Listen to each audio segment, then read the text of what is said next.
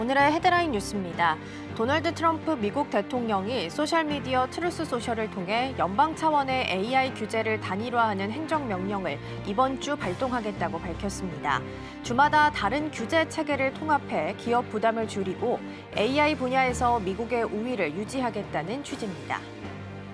트럼프 대통령이 미국의 강력한 국가 안보가 유지된다는 조건 하에 엔비디아 AI 칩 H200의 대중국 수출을 허용하겠다고 시진핑 중국 국가주석에게 통보했습니다.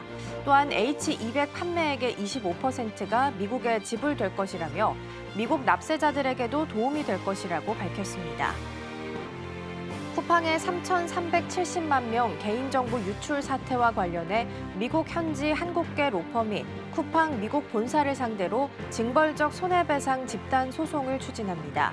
로펌은 단순 보상을 넘어 디스커버리 절차를 통해 쿠팡 경영진의 책임을 직접 규명하겠다는 방침입니다.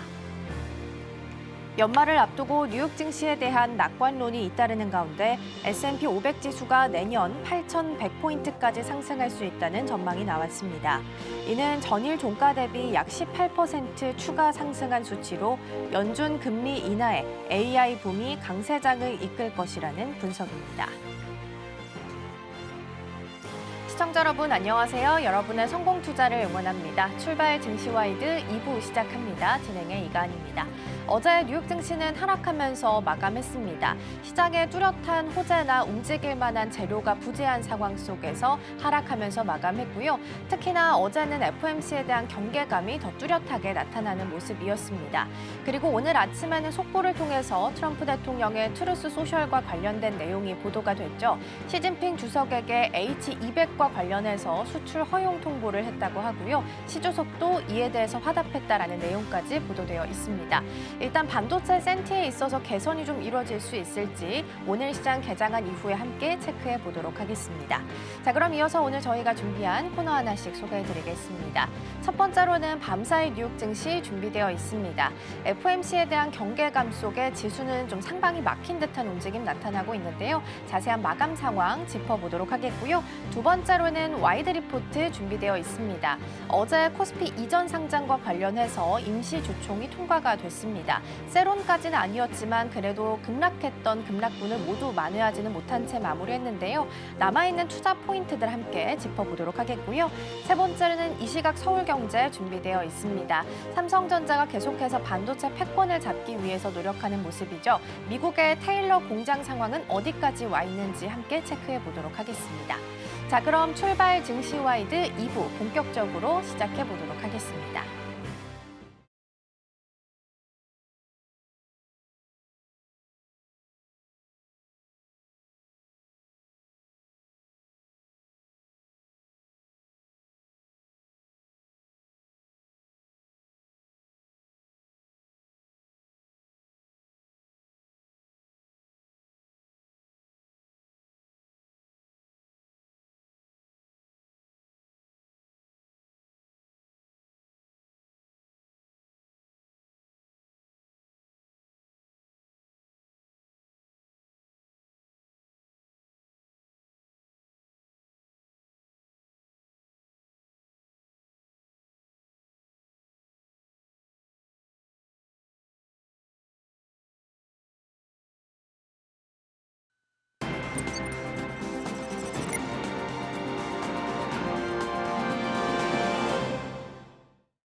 네, 야드니 리서치의 에드 야드니는 이제 M7 기업들을 중심으로 하는 게 아니라 약간의 포트폴리오 조정이 필요하다라는 이야기를 어제 밤사이 내놓았습니다. 이제 S&P 기업들도 AI를 다 도입하고 있는 상황이다 보니까 M7에만 집중하는 것이 아니라 종목들을 좀 골라가면서 수익률 차원에서 배분을 다시 해봐야 된다라고 이야기를 했는데요. 무려 15년 만에 전략을 수정을 한 겁니다. 본격적인 포트 조정이 필요한 건지 이야기 나눠보도록 하겠습니다. 오늘 다양한 이야기 나눠볼 거고요. 오늘 도움 말씀에는 서울경제TV 윤경철 본부장 자리해 주셨습니다. 본부장님 안녕하세요. 네, 안녕하십니까? 네, 첫 번째 키워드부터 먼저 화면을 통해서 함께 만나보시죠. 네, 오늘의 첫 번째 키워드입니다. 연준 금리 인하 디데이이고요. 연준의 이제 마지막 통화 정책 회의를 앞둔 상황 속에서 지수는 상방이 좀 막힌 듯한 움직임 나타나고 있습니다. 물론 시장에서는 일단은 금리 인하에 대해서 조금 더 높게 베팅하고 있는 상황이긴 한데요. 어제 마감 상황 먼저 짚어보도록 하겠습니다. 말씀하셨던 대로 이제 뉴욕 증시는 연준의 회의를 앞두고 소폭 조정을 받으며 마감했습니다. 대표 지수는 S&P 500이 어쨌든 0.35% 하락했고요. 기술주 비중이 높은 나스닥은 0.14%, 다우지수는 0.45% 정도 떨어졌습니다. 표면적으로 낙폭이 크지는 않지만 장기금리 움직임이 심상치 않은 점이 그렇게 썩 좋은 점은 아닌 것 같습니다. 미 10년물 국채금리는 연준이 어쨌든 이번 주 또다시 기준금리를 내릴 것이라는 전망에도 불구하고 이달 들어서 오름세를 계속 이어가고 있어서 미덥지 않은 그런 모습을 보이고 있는 게 아닌가라는 생각이 좀 들고요. 투자자들이 내년 물가가 정말 잡힐 수 있을까, 연준이 과연 계속해서 완화 기조를 유지할 수 있을까에 대한 의문을 좀 남기는 게 아닌가라는 생각이 되고 있습니다. 그럼에도 불구하고 시장 자체는 여전히 인하 쪽에 무게를 두고 있습니다. 파생상품 시장에서 포착된 이번 회의의 기준금리 인하 확률은 약 89%라고 합니다. 한 달 전에 70%도 안 됐던 것과 비교한다면 연준의 25%포인트 인하를 기정사실로 받아들인 것이 아닌가라는 생각이 듭니다. 지난 2주 동안 어쨌든 S&P 500과 나스닥이 연속 상승세를 흐름을 이어갔던 것도 이런 것들이 선반영됐다라고 이제 할 수 있을 것 같고요. 전문가들은 최근 한두 주 사이 랠리는 사실상 연준의 25bp 인하를 선반영한 것이라고 하면서 만약에 정말로 이번 인하가 나오지 않는다면 이제 증시가 크게 빠질 수 있다라고 이제 경고했지만 다만 이제 연준이 그 이상의 속도조를 나서긴 쉽지 않을 것이라고 내다봤습니다. 노동시장에 어쨌든 둔화를 보여준 ADP 고용지표가 나온 만큼 파월 의장이 이제부터는 지표를 보면서 한 번 더 생각하겠다고 이야기한 것도 이제 인하 가능성에 좀 더 무게감을 주지 않을까라는 생각이 듭니다. 자, 그런 와중에도 기술주들은 강한 흐름세를 보였습니다. 브로드컴이 어쨌든 MS와 맞춤형 반도체 칩 설계 논의가 이제 나오면서 주가가 3% 가까이 뛰면서 400달러를 넘어섰습니다. IBM이 이제 110억 달러 인수 발표를 하면서 데이터 스트리밍 업체인 콘플루언트는 무려 29%나 급등했습니다. 이틀 뒤 실적 발표를 앞두고 있는 오라클도 기대감 속에 1% 넘게 이제 올랐고요. 그다음에 TSMC도 어쨌든 10일 날 우리 현지 시간 10일 날 이제 12월 이제 딱 그 11월에 이제 월간 발표를 합니다. 그래서 많이 상승했고요. 연준이 이번에 예고대로 0.25% 포인트 인하를 카드를 꺼낼지 그리고 내년 금리 경로에 대해서 어느 정도까지 힌트를 줄지는 당분간 글로벌 증시의 변수가 되지 않을까라는 생각이 듭니다. 네, 이번 FOMC에서는 인하 쪽에 조금 더 베팅이 높게 되어 있는 상태이고요. 중요한 건 내년도 부분입니다. 내년도에 몇 번 정도 인하를 하게 될지 이 부분을 체크를 같이 해서 보셔야 될 것 같고요. 어제 시장에서는 금리 인하 쪽에 베팅이 더 높았지만 그럼에도 불구하고 10년물 국채 금리가 좀 높았다라는 부분까지 함께 챙겨보시면 좋겠습니다. 자, 그럼 마무리하고 두 번째 키워드로 함께 넘어가 보시죠. 네, 오늘의 두 번째 키워드입니다. 쩐의 전쟁이고요.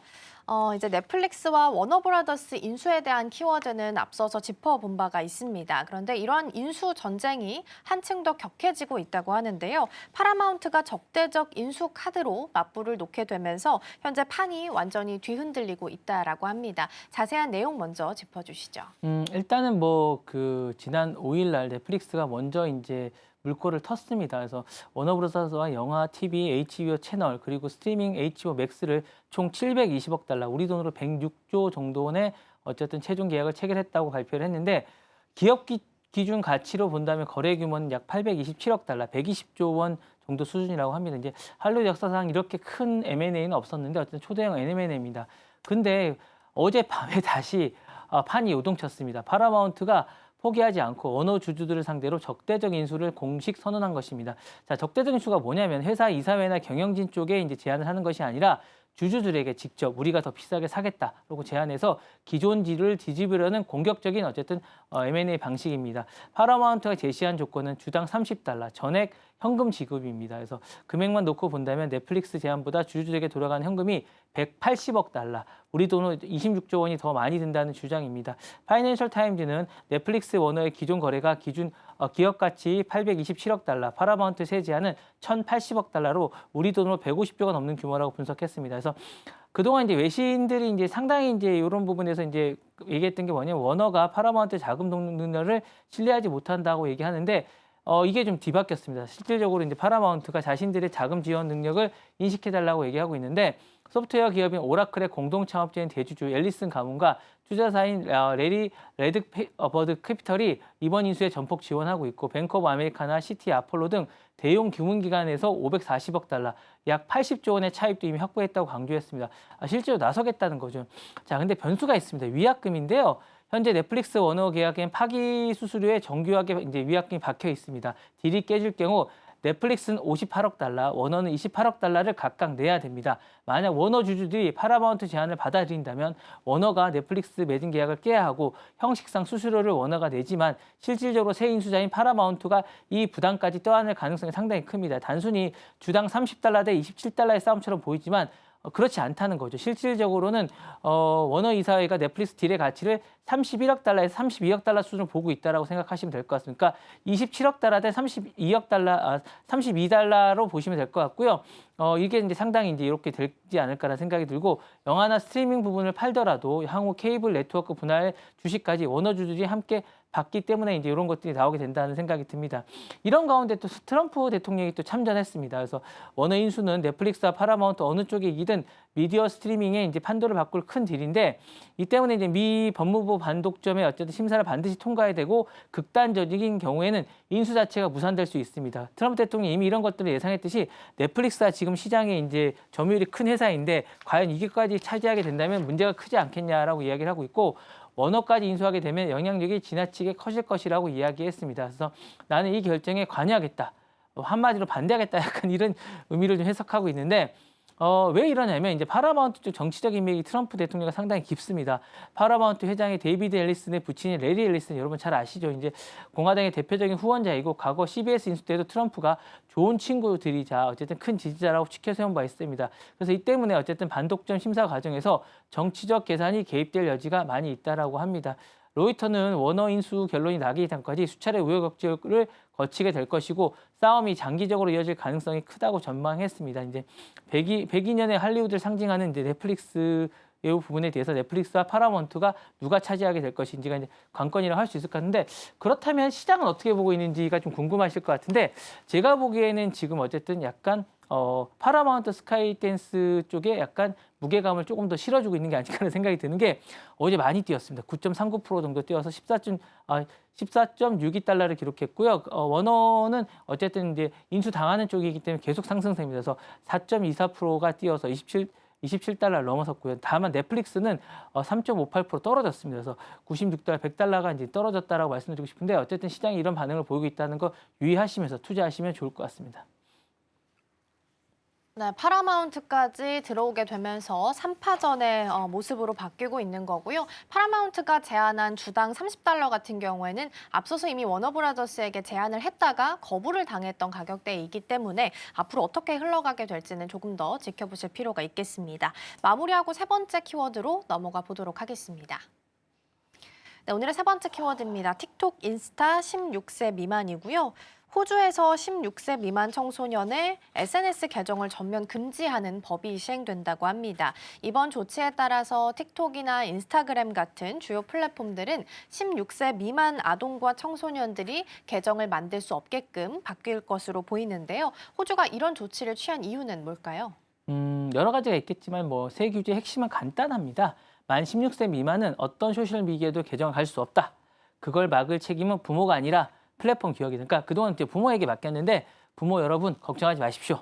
저희가 이제 다 막아드리겠습니다. 여기 이런 게 아닌가라는 생각이 들고 오늘 수요일 현지 시간 이제 수요일입니다. 이 법이 시행되면 틱톡, 인스타그램 그밖에 주요 플랫폼들은 16세 미만으로 추정되는 이용자 계정을 찾아내서 차단해야 됩니다. 그렇지 않을 경우 이제 최대 4,950만 달러, 호주 달러입니다. 우리 돈으로 우리 돈이 아니죠. 미국 달러로 3,300만 달러의 벌금을 부과하게 되고 우리나라 돈으로 이제 400조 이상의 벌금을 물게 400억 원 이상의 벌금을 물게 되지 않을까라는 생각이 드는데 앤서니 앨버니지 호주 총리는 성명에서 이번 조치는 우리 사회가 겪을 가장 큰 사회 문화 변화 중에 하나가 될 것이라고 이제 이야기하고 있고요. 16세 미만의 아동이 플랫폼을 남아있지 않도록 할 의무는 소셜미디어 기업들이 져야 한다고 못 박았습니다. 정부는 TV 시사 프로그램에서 총리와 통신부 장관을 앞세워서 정책 취지를 설명했고요. 호주 주요 신민들은 사설과 해설 기사, 부모를 위한 적용 가이드까지 내놓으며 어떻게 아이들을 온라인 생활을 바꿔놓을지에 대해서 집중 조명하고 있습니다. 자, 이번 조치가 만약에 시행되면 이 호주만의 실험에 그치지 않을 것 같은데 만약에 실험 결과가 좋다면 유럽 여러 나라를 비롯해서 브라질, 말레이시아 등 아동 소셜 미디어 개정을 방안은 추진할 것 같고 우리나라도 이제 내년에 이제 학교에서 스마트폰 쓰는 것이 약간 금지되고 있습니다. 그러니까 이 부분이 이제 금지될 예정인데 호주의 첫 시도가 이제 성공 사례로 자리 잡을 경우 우리나라도 영향을 받지 않을까라는 생각이 듭니다. 전 세계 미성년자의 어쨌든 SNS 규제 흐름에서 강력한 어떤 추진력을 주지 않을까라는 관측도 나오고 있습니다. 한편 실제 연령 확인이라든가 이미 계정을 보유한 청소년들의 탈 SNS 충격이 만만치 않을 것 같아서 어떻게 이 부분을 완화시킬 것인지 향후 정책도 이런 부분이 어떻게 변할지도 좀 더 지켜보시는 게 좋은 것이 아닐까라는 생각이 듭니다.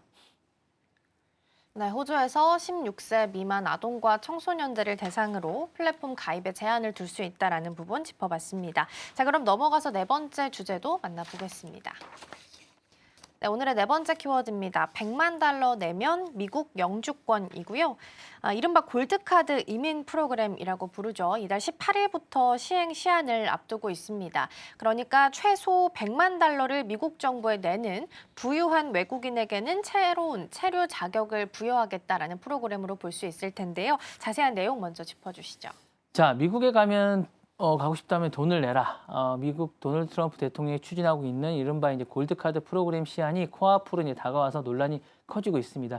1인당 100만 달러, 우리 돈으로 이제 14억 원 이상을 내면 미국에 기부하면 체류 자격과 시민권을 열어주겠다는 구상인데요. 자, 법적 근거부터 가격 논란까지 이제 시작부터 잡음이 끊이질 않아서 과연 시행될 수 있을까라는 의문도 좀 있습니다. 트럼프 대통령은 이제 지난 9월 행정명령을 통해서 12월 18일까지 골드카드 프로그램을 시행할 준비를 마쳐라라고 지시했습니다. 골드카드가 쉽게 말하면 초부자용 이민 패스입니다. 1인당 100만 달러 미 상무분에 무상 기부하면 미국 체류 자격과 이후 시민권을 신청할 수 있는 길을 열어준다는 건데 법인이나 펀드가 대신 기부하는 경우는 200만 달러가 기준이 됩니다. 트럼프는 처음에는 최소 500만 달러 요구했다가 정식 행정명령에서 금액을 대폭 낮췄습니다. 그렇다면 이제 100만 달러 내면 쉽게 들어갈 수 있느냐? 전문가들은 생각보다 까다롭다고 지적하고 있습니다. 우선 신청 수수료가 15,000달러, 100만 달러 가족 합산이 아니라 1인 기준입니다. 그래서 부부 자녀 만약에 이제 4인 기준이라면 총 400만 달러, 우리나라 돈으로 50억 원이 넘는 돈이 들기 때문에 이게 과연 현실적으로 가능할지는 의문이 좀 듭니다. 또 미국 정부는 이 돈이 합법적인 경로에서 나온 것인지 자금 세탁이나 부패 자금이 아닌지 꼼꼼히 따지겠다는 건데요. 비자 발급도 새로운 카테고리를 만드는 것이 아니라 기존의 고학력 특기자 이민 비자인 EB1이나 EB2의 커터를 활용하는 방식이어서 이미 대기줄이 많이 서 있는 일부 국가에서는 줄을 다시 서야 되는 부작용이 있다라고 합니다. 그래서 이게 과연 가능할까라는 생각이 좀 들면서 향후에 이제 약간 논란이 될 것 있어 갖고 법적 논란도 만만치가 않습니다. 전문가들은 의회 입법 없이 행정부가 독단으로 어쨌든 이 정도 규모의 이민 제도를 만들 수 있을까라는 데 의문이 좀 있고요. 언젠가 위법 판정이 났고 제도가 중단될 수 있는데 그때 100만 달러 낸 신청자들에게 어떻게 환불해 줄지도 이제 불투명하다는 거죠. 이게 만약에 받게 되면 막 다 쓸 텐데 그 돈을 재원이 마련되냐는 걸 생각할 수 있고 그리고 이제 이론적으로도 돈을 내고 이민하는 길을 발상 자체가 고려해 볼 만은 하지만 100만 달러는 가격이 너무 높다라고 이야기하고 있습니다. 그리고 이제 기존의 투자 이민 프로그램이죠. EB5와 비교해서도 이제 화두가 되고 있습니다. EB5는 최소 80만 달러 투자하면 미국 내에서 이제 10개 일자리를 만들어야 하지만 조건이 충족하면 이제 가족 단위로 받을 수 있습니다. 그러니까 요게 이제 EB5 80만 달러가 되는데 이건 거의 이제 우리나라 돈 10억 원 정도만 내면 이제 되는 약간 이런 부분이기 때문에 과연 골드카드의 부분과 비교했을 때 이게 매력이 있냐는 거죠. 그러니까 받는 쪽은 고용 창출도 없고 그다음에 내는 쪽은 너무 비싸다는 게 좀 있어서 부분이기 때문에 독신 부자들이 상대적으로 관심을 이 부분은 가질 수 있겠지만 4인 가족 기준으로는 너무 비싸고 초기에는 지원자가 많지 않을 것이라는 이야기도 나오고 있습니다. 물론 정치적 역풍도 만만치 않습니다. 이제 진보 진영에서는 시민권을 사는 제도로 비판을 하고 있고 트럼프 핵심 지지층은 어떤 형태로든 어쨌든 지금 이민을 반대하고 있는데 이 부분에 대해서 이민을 늘리는 제도이기 때문에 우리와 맞지 않다라고 얘기하고 있습니다. 자, 트럼프 행정부는 12월 18일까지 최소 신청 양식을 공개하고 기부를 받을 준비를 하겠다는 입장인데 과연 이게 이루어질 수 있을지는 좀 더 지켜봐야 될 것 같은 생각이고요. 어쨌든 실제 수요를 끌어모을지 안정적인 제도를 잡을지는 좀 더 지켜봐야 되지 않을까라는 생각이 듭니다. 네, 트럼프 대통령의 이민 프로그램으로 불리는 이른바 골드카드 관련해서 시행 시한이 얼마 남지 않았다라는 부분까지 잘 짚어봤습니다. 자, 그럼 이어서 마지막 키워드로 넘어가 보도록 하겠습니다. 네, 오늘의 마지막 키워드입니다. 중국 무역 흑자 1조 달러이고요. 중국의 무역 흑자가 또 한 번 사상 최고치를 갈아치웠다라고 합니다. 올해 1월부터 11월까지 지금 누적 무역 흑자가 1조 800억 달러, 우리 돈으로 하면 1,400조 원을 넘어섰다고 하는데요. 어떻게 이러한 수치가 미국의 제재 속에서도 가능했던 걸까요? 자, 지난해 이제 사상 최초로 1조 달러 흑자를 기록한 지 1년도 안 돼서 이번에는 11개월 만에 이 수치를 다시 넘어선 것입니다. 자, 뭐 위안화 저평가 논란과 함께 이제 독일이나 우리나라, 동남아 아프리카 공장까지 이제 중국발 수출 공세에 직격탄을 맞고 있다는 소식도 나오고 있는데요. 자, 11월 한 달 흑자만 1,100억 달러를 웃돌면서 역대 세 번째 큰 월간 흑자를 이제 기록했습니다. 도널드 트럼프 미국 대통령이 부과한 고율 관세로 이제 중국의 대미 수출은 20% 가까이 줄었습니다. 이게 어떻게 가능할까? 이 생각이 좀 드는데, 하지만 중국은 미국산 대두 수입을 비롯한 폭을 줄이면서 여전히 이제 미국에 파는 규모가 사는 것에 어쨌든 3배에 달하고 있다고 합니다. 그러다 보니까 그 사이에 중국 제품은 또 미국뿐만 아니라 이제 미국이 제재를 하자 전 세계로 뻗어나가고 있는데요. 어쨌든 자동차에서 태양광 패널, 가전, 전자제품의 중국산 제품이 동남아라든가 아프리카, 유럽 시장 가리지 않고 수출 쓰나미처럼 어쨌든 밀려들고 있다는 게 현지 관계자들의 이야기가 되고 있습니다. 독일, 일본, 우리나라가 약간 이런 부분 파격을 좀 입을 것 같은데, 완성차 부품 업체들은 가격 경쟁력에서 좀 밀리고 있고 전기차도 마찬가지입니다. 그래서 인도네시아라든가 남아공의 신흥 공장들은 중국산 저가 공장에 밀려서 감산이나 폐업을 고민해야 되는 상황이 아닌가라는 생각이 듭니다.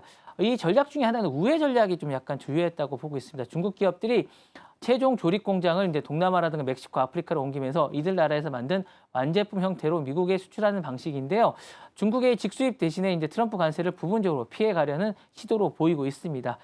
유럽과의 교역에서도 중국은 팔기만 많이 하고 있는 것이 아니라 사는 것도 어쨌든 일방적 흑자 구조로 굳혀가고 있습니다. 위안화 가치가 최근 몇 년 새 유로화 대비해서 많이 떨어졌기 때문에 중국 내 물가도 떨어지고 미국과 유럽의 물가가 오른 상황에서 수출 경쟁을 더 키웠다라고 생각하고 있습니다. 이렇게 이제 되기 때문에 어쨌든 유럽이라든가 미국이 예의주시하고 있는데, 자, 이제 공은 국제기구와 중국에 넘어가는 분위기입니다. 국제통화기금 IMF 수뇌부는 이번 주에 중국을 방문해서 위안화의 금융정책을 점검하고 곧 중간 결과를 내놓겠다라고 하고 있습니다. 근데 이제 약간 위안화를 이제 약간 올리게 절상을 하게 되면 중국의 물가라든가 이제 수출이 약간 안 되기 때문에 이 부분이 약간 있다라는 생각이 좀 들고요. 위안화가 이제 강세로 돌아서게 되면 상당히 이제 문제가 많이 될 수 있다는 생각도 좀 듭니다. 그래서 이 부분이 어쨌든 고민이 아닌가라는 생각이 듭니다. 이런 가운데 시진핑 주석은 보호무역주의는 산업 재편의 문제를 해결하지 못할 뿐만 아니라 오히려 세계 무역 환경을 약화시킬다라고 얘기를 하고 있으면서 각국의 통상 장벽 강화 움직임을 공개적으로 이제 견지했고요. 다른 나라도 이제 우리 만약에 보호무역을 한다면 우리도 하겠다라고 생각하고 있습니다. 하지만 이제 중국의 안팎에서는 언젠가는 이 초대형 무역 흑자를 줄이고 국내 소비 중심으로 성장을 옮겨가야 되는 주문도 나오고 있기 때문에 전례 없는 1조 달러 흑자를 앞세운 중국식 수출 모델이 얼마나 지속될 수 있을지는 좀 더 지켜봐야 될 것 같고요. 그 과정에서 세계 제조업과 무역 질서가 어떻게 재편될지도 촉각을 곤두세우고 지켜봐야 되지 않을까라는 생각이 듭니다. 네, 중국의 무역 흑자와 관련된 내용 좀 살펴봤고요. 전기차, 태양광, 기계류가 수출을 좀 견인했다라는 부분까지 챙겨보시면 좋겠습니다. 자, 이렇게 해서 5가지 키워드 잘 살펴봤고요. 본부장님과는 여기서 인사 나누겠습니다. 오늘 말씀 고맙습니다. 네, 감사합니다.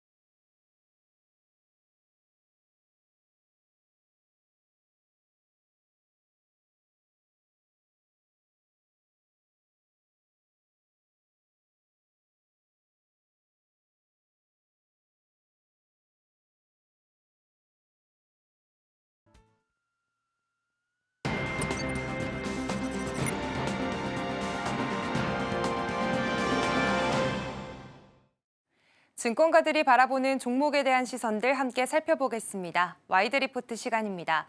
제가 오늘 가지고 온 리포트 함께 살펴보시면요. 알테오젠에 대한 하나증권의 시선을 가지고 와봤습니다. 제목은 독일 가처분 명령의 해석과 향후 전망인데요. 사실 최근 독일에서 머크의 키트루다 SC 제형이 판매 금지 가처분을 받으면서 알테오젠의 주가도 크게 흔들렸습니다. 그런데 하나증권은 이번 일을 독일에만 해당하는 국지적 이슈다라고 선을 그었는데요. 그래서 오늘은 이 이슈를 시장에서 어떻게 해석을 해야 할지, 그리고 투자자들은 앞으로 어떤 부분을 봐야 하는지 정리를 해드리겠습니다. 하나증권은 알테오젠에 대해서 투자 의견 매수, 그리고 목표 주가는 64만 원을 유지했습니다. 그렇다면 먼저 사실관계부터 간단히 정리를 해보도록 하겠습니다. 최근 독일 법원이 할로자임이 신청한 가처분을 받아들이면서 머크의 키트루다 SC 제형에 대해서 독일 내에서 판매를 중단하라라는 명령이 내려졌습니다. 여기에서 중요한 포인트가 두 가지가 있는데요. 일단 첫 번째로는 이 명령이 특허가 유효하다라는 뜻은 아니라는 점을 확인을 해보셔야겠습니다. 하나증권도 이 부분을 가장 강조하고 있고요. 독일은 특허 소송이 두 갈래로 나뉩니다. 침해 여부는 민사 법원이, 그리고 특허가 정말 유효한지는 연방 특허 법원이 따로 판단을 하는 구조인데요. 그래서 이번 가처분은 특허가 유효하다고 본안 판단을 내린 것이 아니라 말 그대로 임시 결정에 가깝습니다. 그리고 두 번째로 지금 독일 법원의 판단이 독일에서만 적용이 된다라는 점도 확인을 해보셔야겠습니다. 일단 특허는 국가별로 따로 판단을 하는 속지주의를 따릅니다. 그렇기 때문에 독일에서 판매 금지가 났다고 해서 미국이나 한국, 일본까지 영향을 주는 건 아니고요. 그래서 하나증권은 이번 조치가 독일에만 해당되는 문제이고 미국 판매나 글로벌 사업에는 영향이 없다고 못을 박았습니다. 하나증권은 이번 이슈가 알테오젠 실적에 미치는 영향이 매우 제한적이라고 보고 있는데요. 그 이유는 크게 세 가지를 들고 있습니다. 먼저 첫 번째로는 독일 비중이 아주 작다는 겁니다. 지금 머크의 글로벌 키트루다 매출에서 독일이 차지하는 비중은 2% 수준으로 추정이 되고요. 따라서 독일에서 판매가 중단이 된다고 하더라도 알테오젠이 받는 로열티에 미치는 영향은 크지 않습니다. 그리고 지금 두 번째로는 유럽 전체가 막힌다라고 가정을 하더라도 영향 자체는 굉장히 제한적입니다. 극단적인 상황을 가정을 해서 지금 유럽 전역에서 판매 금지가 내려진다고 해도 2025년부터 2026년까지 예상되는 전체 매출 기준으로 영향은 7.7% 정도에 그친다는 분석입니다. 그리고 세 번째로는 지금 유럽 같은 경우에는 아직까지 판매가 좀 시작된 지 얼마 안 된 판매 초기 단계라는 점입니다. 키트루다 SC는 유럽에서 지난 11월에 허가가 났고요. 이제 막 매출이 일어나기 시작한 단계입니다. 그래서 이번 독일의 가처분이 제품의 전체 성장 과정을 흔들 정도는 아니라고 보고 있고요. 그리고 하나증권은 이번 가처분이 취소될 가능성이 굉장히 높다라고 바라보고 있습니다. 우선 머크 같은 경우에는 곧바로 항소에 들어갈 전망이고요. 그리고 항소 과정에서 핵심이 되는 건 독일 특허법원이 내리는 이른바 예비 의견입니다. 이 의견이 어떤 방향으로 나오는지가 가처분 유지 여부를 사실상 가르게 될 예정입니다. 일단 이 예비 의견 같은 경우에는 한 2026년 내년 2월에서 3월경에 확인이 될 것으로 지금 예상이 되고 있는 상황인데요. 그렇다면 왜 취소 가능성이 지금 높게 평가가 되고 있는지 하나증권은 크게 두 가지 근거를 들고 있습니다. 먼저 첫 번째로는 유럽 특허의 청구한 범위가 굉장히 넓다라는 점, 그리고 두 번째로는 지금 미국에서 진행 중인 특허 무효 심판에서도 예비 의견이 머크와 알테오젠 측에 굉장히 유리한 결과가 나왔기 때문입니다.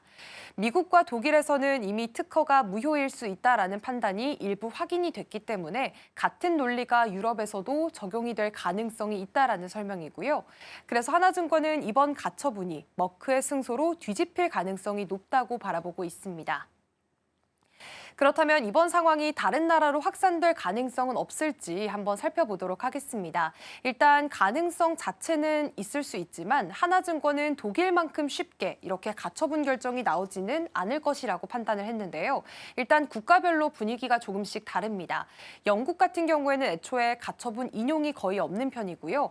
프랑스는 가처분을 내리기 전에 특허의 유효성까지 거의 본안 재판 수준으로 꼼꼼하게 따집니다.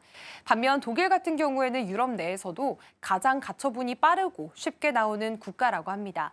그래서 지금 다른 나라에서 분쟁이 생길 수는 있지만 전반적인 강도나 그런 파급력은 독일보다는 훨씬 낮을 것이라는 평가고요.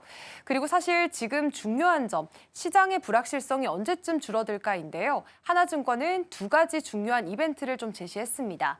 이 두 가지가 확인이 된다면 현재 불안감이 상당 부분 해소될 것으로 보고 있는데 일단 첫 번째는 미국의 특허 무효 심판 1차 결과가 어떻게 나오는지 이게 가장 중요할 것으로 보이고요. 그리고 이제 두 번째로는 독일 특허법원의 예비 의견이 또 어떻게 나오는지에 따라서 좀 이런 앞으로 알테오젠의 주가 흐름도 좀 흔들릴 가능성이 있습니다.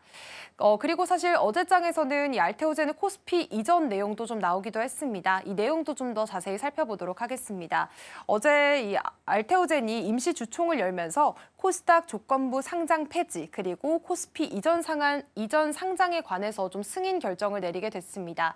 이 절차가 순조롭게 진행이 된다면 내년 1분기 안에는 지금 코스피로 이전할 가능성이 좀 큰 상황이고요. 그리고 사실 코스피 이전은 회사에 여러 가지 긍정적인 효과를 가져올 수 있습니다. 우선 거래량 자체가 늘고 그리고 지수를 추종하는 패시브 자금이 유입될 가능성도 있는 상황입니다. 그리고 코스피로 이전을 한다는 것 자체가 지금 기업의 신뢰도와 인지도를 상승시키는 요인으로 꼽히기도 합니다. 물론 코스닥 시장에서는 단기적으로 부담이 될 수는 있겠지만 알테오젠 입장에서는 장기적인 기업 가치 재평가의 기회가 될 수 있다라는 분석들도 함께 나오고 있습니다. 그래서 지금 하나증권 같은 경우에는 알테오젠에 대해서 매수 의견 그리고 목표가 64만 원을 제시했습니다. 그렇다면 어제장의 알테오젠 주가 흐름 어떻게 마무리됐는지 살펴보도록 하겠습니다. 네, 어제 알테오젠은 0.33% 오르면서 마감을 했습니다. 45만 8천 원 선에서 거래를 마쳤는데요. 일단 독일 가처분은 독일에만 해당되는 조치이고 실제 매출에 미치는 영향도 매우 제한적입니다. 그리고 또 미국과 독일에서 나온 예비 의견도 지금 알테오젠 측에는 상대적으로 우호적인 흐름을 보이고 있습니다. 결국에는 단기적으로 봤을 때 변동성이 있을 수 있겠지만 중장기적인 사업 기반은 여전히 흔들리지 않았다라는 것이 하나증권의 결론이었습니다. 지금까지 와이드 리포트였습니다.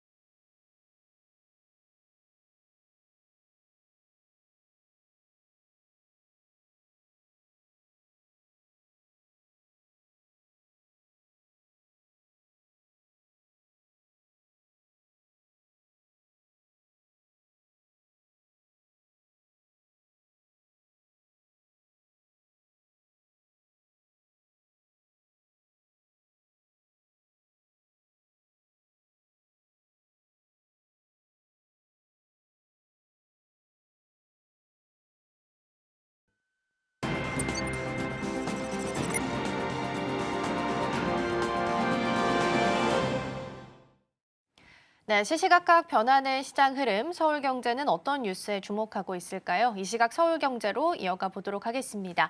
이승현 거 나와 계십니다. 어서 오세요. 안녕하세요. 네, 오늘도 키워드들 준비되어 있습니다. 자, 일단 밤사이 트럼프 대통령이 H200과 관련해서 중국 쪽에 수출을 통보했다라는 부분이 아침에 속보로 좀 전해졌었죠. 그렇게 되면 반도체 쪽의 센티 개선이 가능해질 것으로 보이고요. 삼성전자가 지금 거의 전고 부근에 있습니다. 그래서 더 가능해질 수 있을지, 미국 테일러 팹의 상황은 어떤지 다양한 각도에서 좀 체크해 보도록 하겠고요.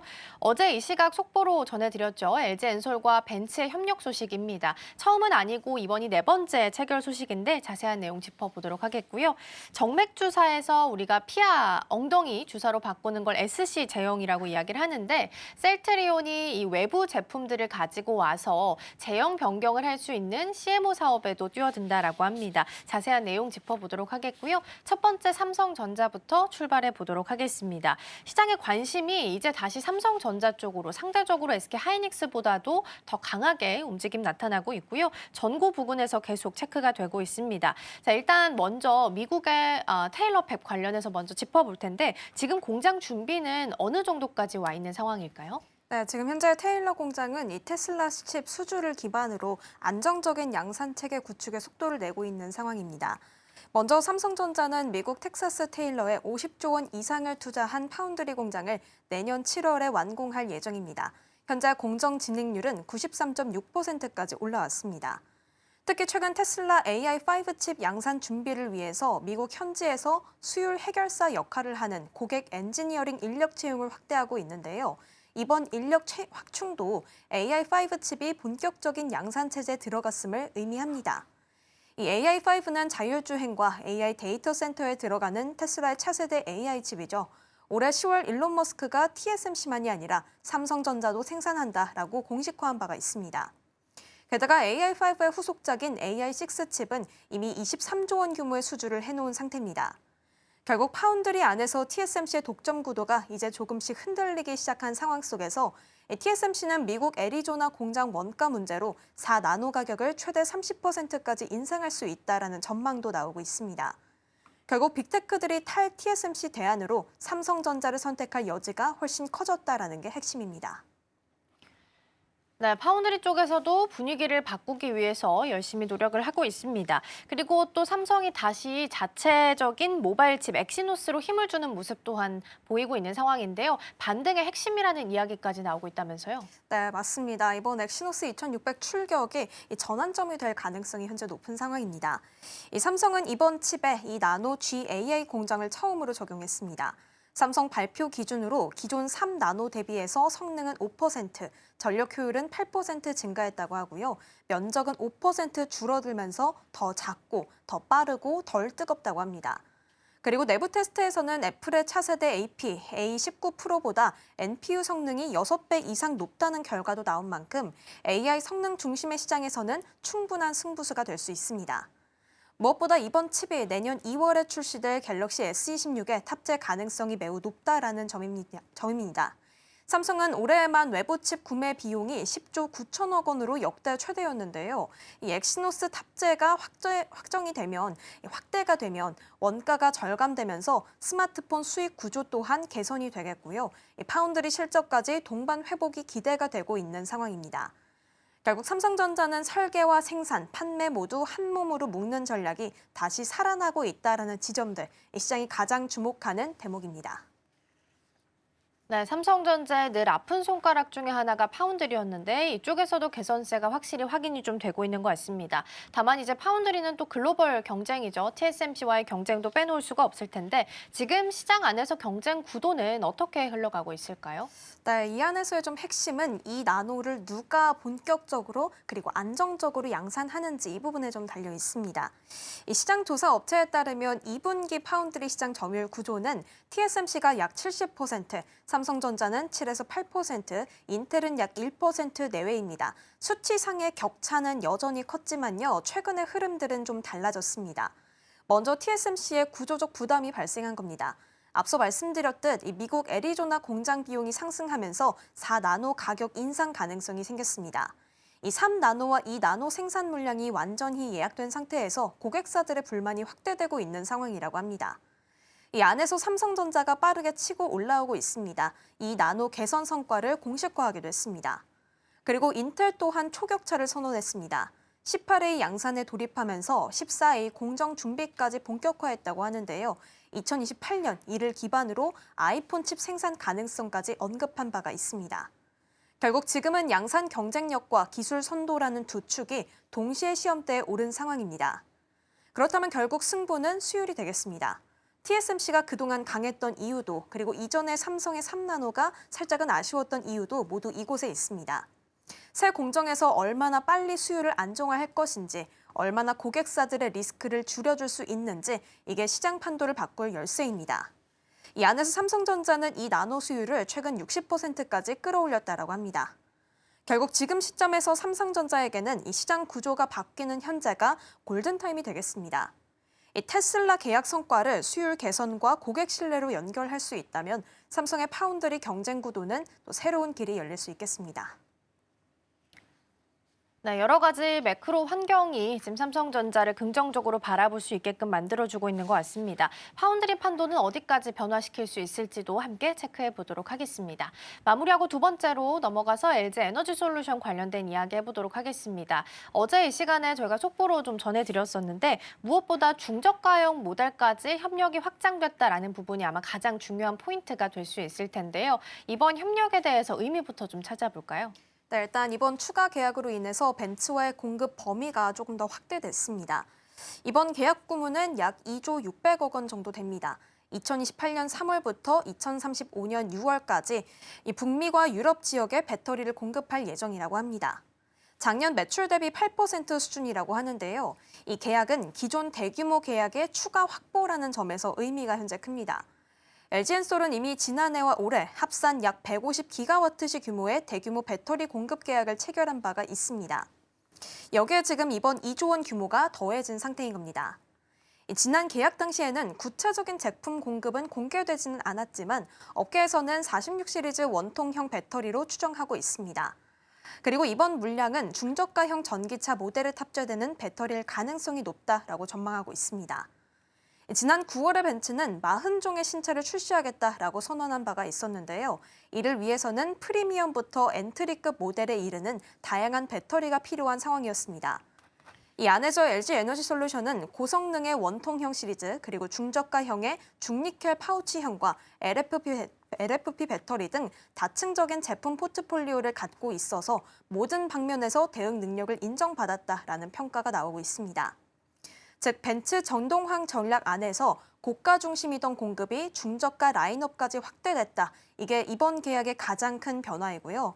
최근에 또 벤츠 회장이 방한을 해서 LG 엔솔과의 협력을 배터리뿐만 아니라 전장 부품 협력까지 논의한 바가 있었습니다. 결국 이번 계약이 그 회동 이후에 나온 부분이라서 이제 LG 엔솔은 단순한 공급 업체가 아니라 미래차 전략을 함께 짜는 파트너로 자리 잡았다라는 것을 보여주게 됐습니다. 네, 어찌됐든 기분 좋은 협력 소식은 우리가 어제 확인할 수 있었고요. 유럽 전기차 시장은 그동안 중국의 전기차들이 저가로 좀 들어오게 되면서 시장 점유율 파이가 굉장히 빠르게 늘어났던 상황이었습니다. 그래서 이번 계약을 통해서 유럽에 대한 점유율을 점차 회복해 나가지 않겠느냐라는 시각들도 나오고 있는 건데요. 실제적인 상황은 어떻게 좀 보이나요? 네, 지금 현재 유럽은 격전지로 좀 불리고 있습니다. 일단은 최근 유럽 내 전기차 시장에서 한국과 중국 배터리 기업들이 모두 뛰어들면서 경쟁이 좀 한층 치열해지고 있는데요. 이 중국 CATL이 최근에 유럽에 세 번째 공장을 짓는 등 본격적으로 점유율을 넓히려고 하고 있습니다. 실제로 유럽 EV 배터리 점유율 추이를 좀 살펴보시면요. 중국이 LFP 배터리로 점유율을 높이면서 저가 시장을 좀 선점하고 있습니다. 그러한 상황에서 이번 벤츠와의 추가 계약이 갖는 의미는 좀 크겠습니다. 결국 유럽 현지 프리미엄 브랜드가 중저가 라인에서도 LG 에너지솔루션에 손을 들어줬다는 건데요. 이 유럽은 전기차 가격 민감도가 높은 시장이기 때문에 가격 경쟁력이 있는 중저가형 제품군 공급이 중국 중심의 저가 점유 구조를 뒤흔들 수 있는 카드가 되겠습니다. 게다가 유럽은 최근에 보조금과 세제 정책을 다시 도입하고 EU산 전기차 구매 의무화 제도까지 논의 중입니다. 역내 공급망을 우대하겠다라는 흐름이고요. 사실상은 중국 기업을 겨냥한 조치다라고 풀이가 되고 있습니다. 이 정책이 좀 확정이 된다면 유럽 공장을 보유한 LG엔솔은 직접적인 수혜를 받을 수가 있겠고요. 더불어서 한국 기업의 유리한 환경이 조성될 예정입니다. 정리하면 이번 계약은 단순 매출 확대가 아니라 유럽 시장에서 점유율을 되찾기 시작하는 지점이다라는 점에서 산업적으로도 큰 의미가 있겠습니다. 네, 산업적으로도 큰 의미가 있는 계약이었다라는 부분 좀 짚어주셨습니다. 그러면 실제로 이렇게 벤츠에 대한 수주가 나타났으니 국내 배터리 기업들의 수익성이나 체력 강화에도 본격적인 신호탄으로, 개선에 대한 신호탄으로 좀 판단할 수 있을까요? 네, 맞습니다. 이번 계약은 국내 배터리 산업의 체력 자체를 또 한층 끌어올릴 수 있는 부분이 되겠습니다. 일단 LG엔솔 외에도 국내 배터리 기업은 유럽 현지 생산 거점을 좀 확보하고 있습니다. 그리고 소재 기업 현지화도 진행되고 있습니다. 따라서 이번 수주에 더해서 유럽 현지화 제도까지 확정이 된다면 공급망 경쟁력이 우위로 작용을 하면서 국내 배터리 생태계 확장 효과를 줄 수 있습니다. 게다가 이번 파트너십은 양극재나 전해액, 분리막 같은 국내 소재 기업들이 함께 묶여서 해외로 나가는 구조라서 국내 소재단 기업으로까지 성장 동력이 연결됩니다. 여기에 더해서 국내에서는 정부 지원까지도 본격적으로 붙고 있습니다. 정부가 최근 밝힌 목표가 2030년 2차 전지 글로벌 점유율 25%입니다. 국내 배터리 산업을 지원하기 위해서 차세대 기술 개발, 공급망 강화, 국내 생산 기반 유지 등을 중심으로 경쟁력 강화에 나설 것이다라고 밝힌 바가 있습니다. 이를 위해서 전고체나 리튬 금속 등 차세대 배터리 R&D에 2029년까지 약 2,800억 원을 투입할 예정이라고 했고요. 핵심 광물 공급망 안정화 같은 정책들이 동시에 진행이 되고 있습니다. 결국 이번 벤츠 공급 계약은 매출 확대와 가동률 개선, 이 배터리 산업의 수익성 회복까지 동시에 가능한 구조를 만들었다라는 점에서 LG엔솔의 체질이 강해지는 계약이다라고 정리할 수가 있겠습니다. 네, 어찌됐든 간 벤츠와 LG 에너지 솔루션 사이의 이 협력이 계속해서 긴밀하게 좀 가고 있다라는 부분에서는 큰 의미를 좀 둘 수 있지 않을까 싶습니다. 마무리하고 세 번째 키워드로 넘어가서 셀트리온 살펴보겠습니다. 앞서 말씀드린 것처럼 이제 피하 주사, 엉덩이 주사 쪽으로 바꾸는 걸 우리가 SC 제형이라고 이야기를 하는데 외부 제품들을 들여와서 SC 제형으로 바꿔줄 수 있는 CMO 사업까지 진출하겠다라는 선언을 좀 했다라고 합니다. 어떤 승부수를 던진 건지 핵심부터 먼저 좀 짚어주시죠. 네, 이번에 또 진출을 하게 되면서 핵심은 또 투약 시간을 획기적으로 줄이게 됐다라는 점이 또 포인트가 되겠습니다. 일단 정맥 주사는 최대 90분까지 걸리지만요. SC 제형은 5분 내로 끝나게 됩니다. 셀트리온은 이미 램시마 SC, 앱토즈마 SC 등을 상업화한 바가 있는데요. 올해 2월에는 항암제인 허주마 SC 임상에 돌입한 바가 있습니다. 결국 이제 셀트리온은 자가 면역 질환뿐만 아니라 항암제 영역까지 적용 확장하는 SC 제형 기술 역량을 확보하게 됐습니다.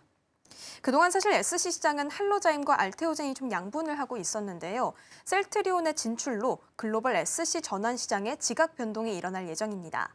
이 셀트리온은 개발과 허가, 대량 생산, 글로벌 공급까지 전 과정을 수행할 수 있는 유일한 국내 풀 밸류체인 기업이기 때문입니다. 사실 SC 시장 규모도 좀 큽니다. 글로벌 SC 제형 시장은 2024년 361억 달러에서 연평균 7.62% 성장하며 2034년에는 699억 달러 전망이 나오고 있습니다. 여기에 더해서 셀트리온이 바이오의 무덤이라고 불리는 일본 시장에 출시한 바이오 시밀러 제품이 현지에서 압도적인 시장 점유율을 확보했다라는 소식까지 함께 최근에 나왔습니다. 결국 이제 셀트리온은 단순 복제약 회사를 뛰어넘어서서 의약품 제형 전환 시장, 그리고 세계 3대 제약 바이오 시장인 일본까지 선점하겠다라는 전략적 선언이라고 볼 수가 있겠습니다.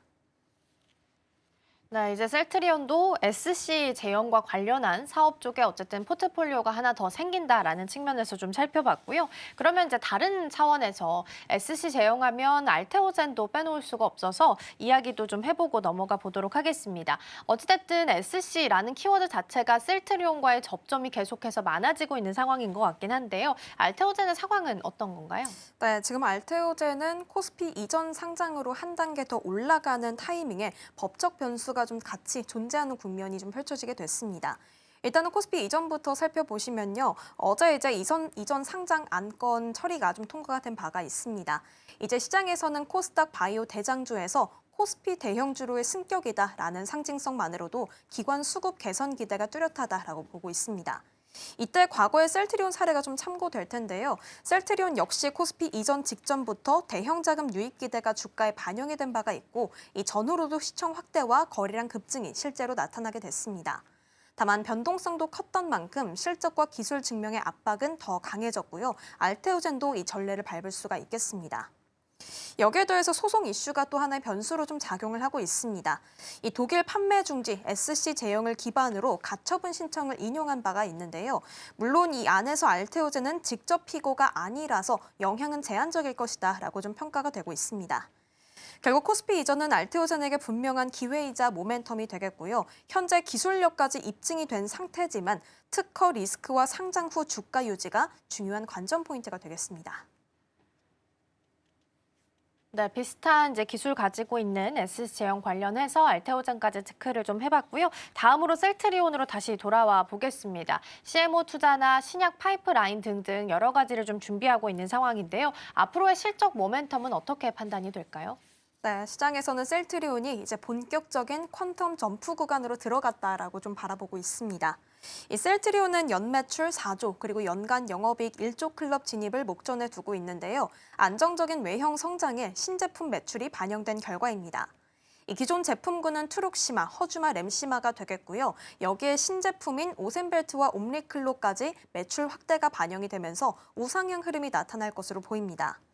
그리고 제품군 자체뿐만 아니라 미국이나 국내 모두에서 생산 인프라까지도 확충을 하고 있는 상황입니다.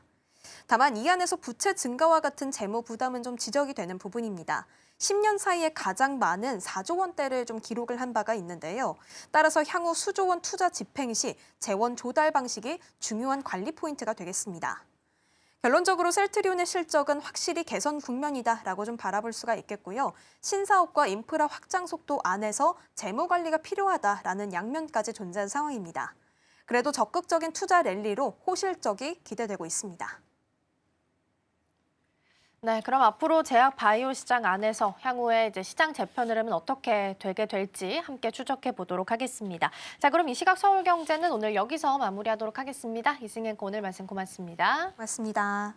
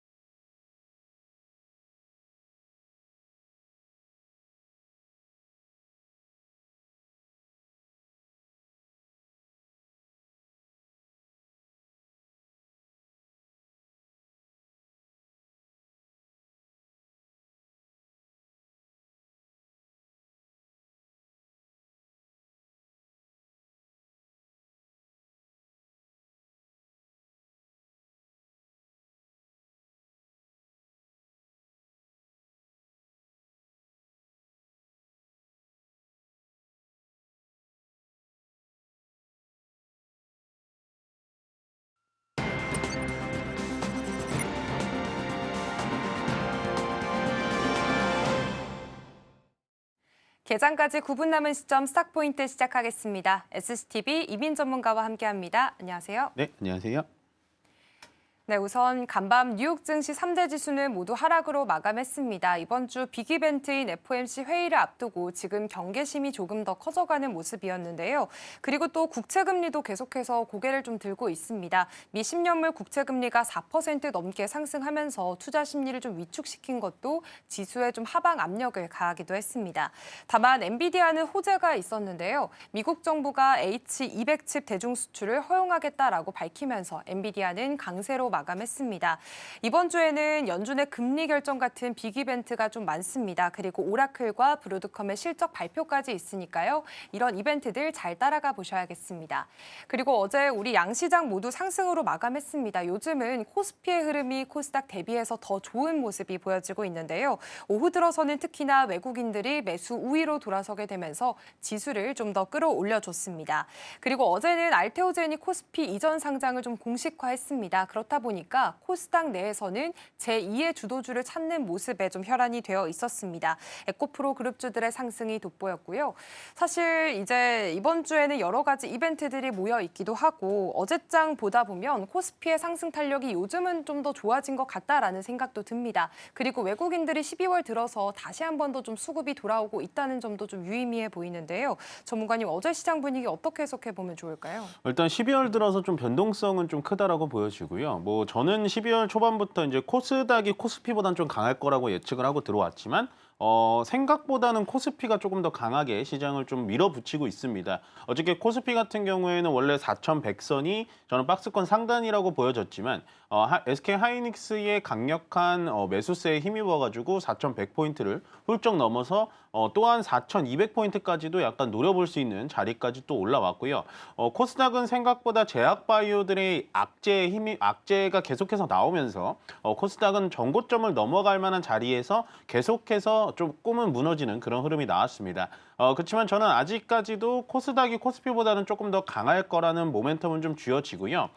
다만 요즘 시장에서 좀 조심해야 될 부분은 뭐냐면 코스닥 시장에서 하루가 로봇이 가면 제약바이오와 2차 전지는 조금 줄어드는 부분이고 그다음에 또 어제처럼 2차 전지가 올라가면 로봇과 제약바이오는 좀 떨어지듯이 그만큼 하루하루만의 변동성과 수급이 굉장히 많이 움직이는 그런 시장이라고 볼 수 있습니다. 그렇기 때문에 요즘 시장에서 조심하셔야 될 부분이 뭐냐면 2차 전지가 간다고 해서 그 부분을 추격 매수하시면 안 돼요. 내가 만약에 제약바이오와 로봇 2차 전지 중에 하나의 섹터를 갖고 있다면 그 섹터에서 기다렸다가 상승이 나오면 그 기회를 좀 창출하시는 게 훨씬 더 낫지 지금은 변동성이 굉장히 강한 시장이기 때문에 조금 추격 매수는 금지를 하시고 내가 괜찮은 주도주의 섹터를 갖고 있다면 차라리 그 자리에서 기다리셨다가 나의 기회가 온다면 매도 포인트를 잡으시는 게 훨씬 더 좋다. 그러니까 지금은 변동성에 유의하는 시장을 좀 찾아보시는 게 훨씬 더 좋다라고 정리를 해드리겠습니다.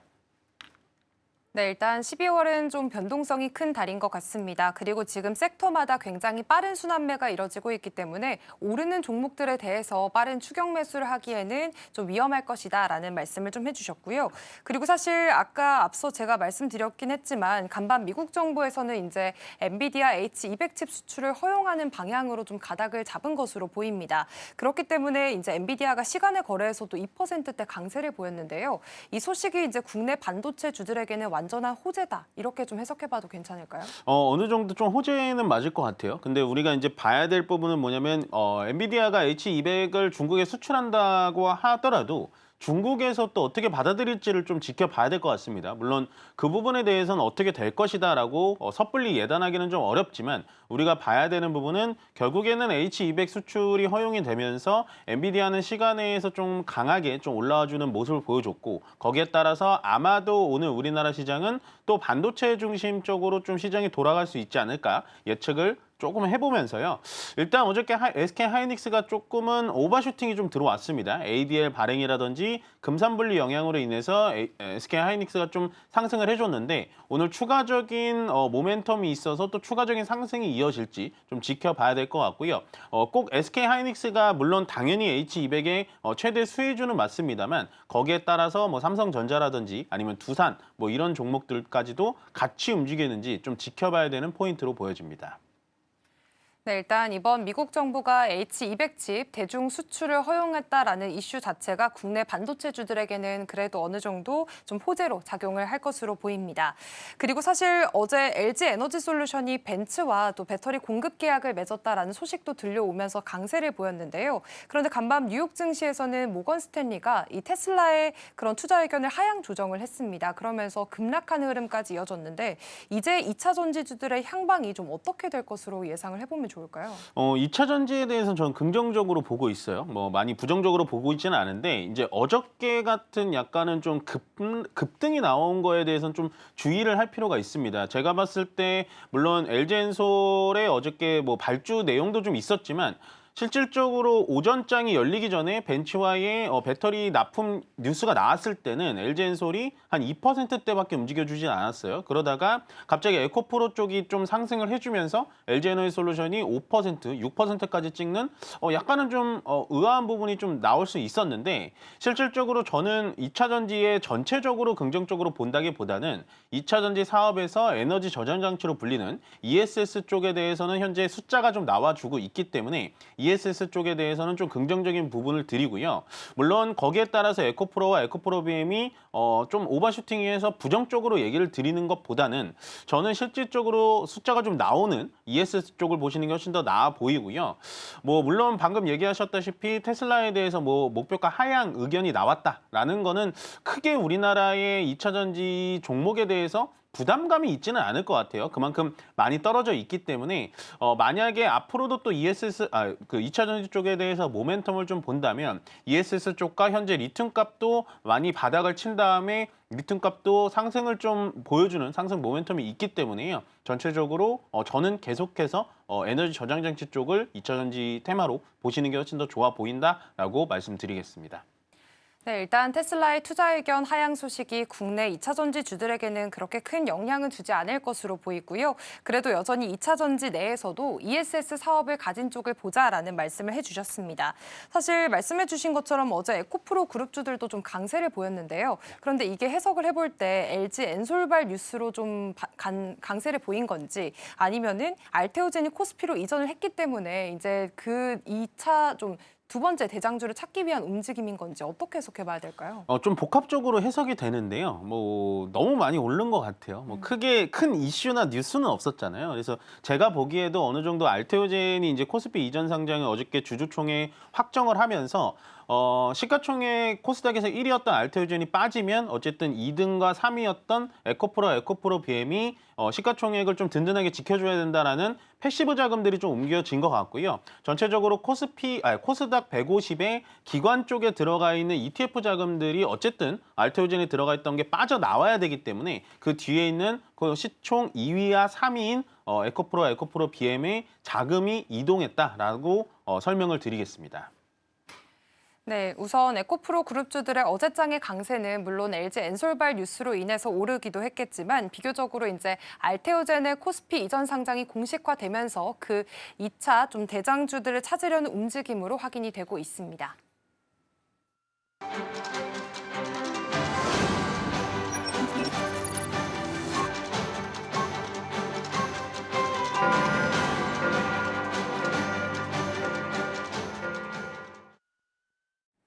12월 9일 화요일입니다. 간밤 뉴욕 증시 3대 지수는 모두 하락으로 마감했습니다. 이번 주 FOMC의 회의라는 빅 이벤트를 앞두고 약간의 경계심이 좀 짙어지는 모습을 보이고 있는데요. 그리고 지금 국채금리도 계속해서 오르고 있는 모습입니다. 미 10년물 국채금리가 4% 넘게 상승하면서 투자 심리를 위축시킨 것도 지수의 하방 압력을 가하는 요인 중에 하나였습니다.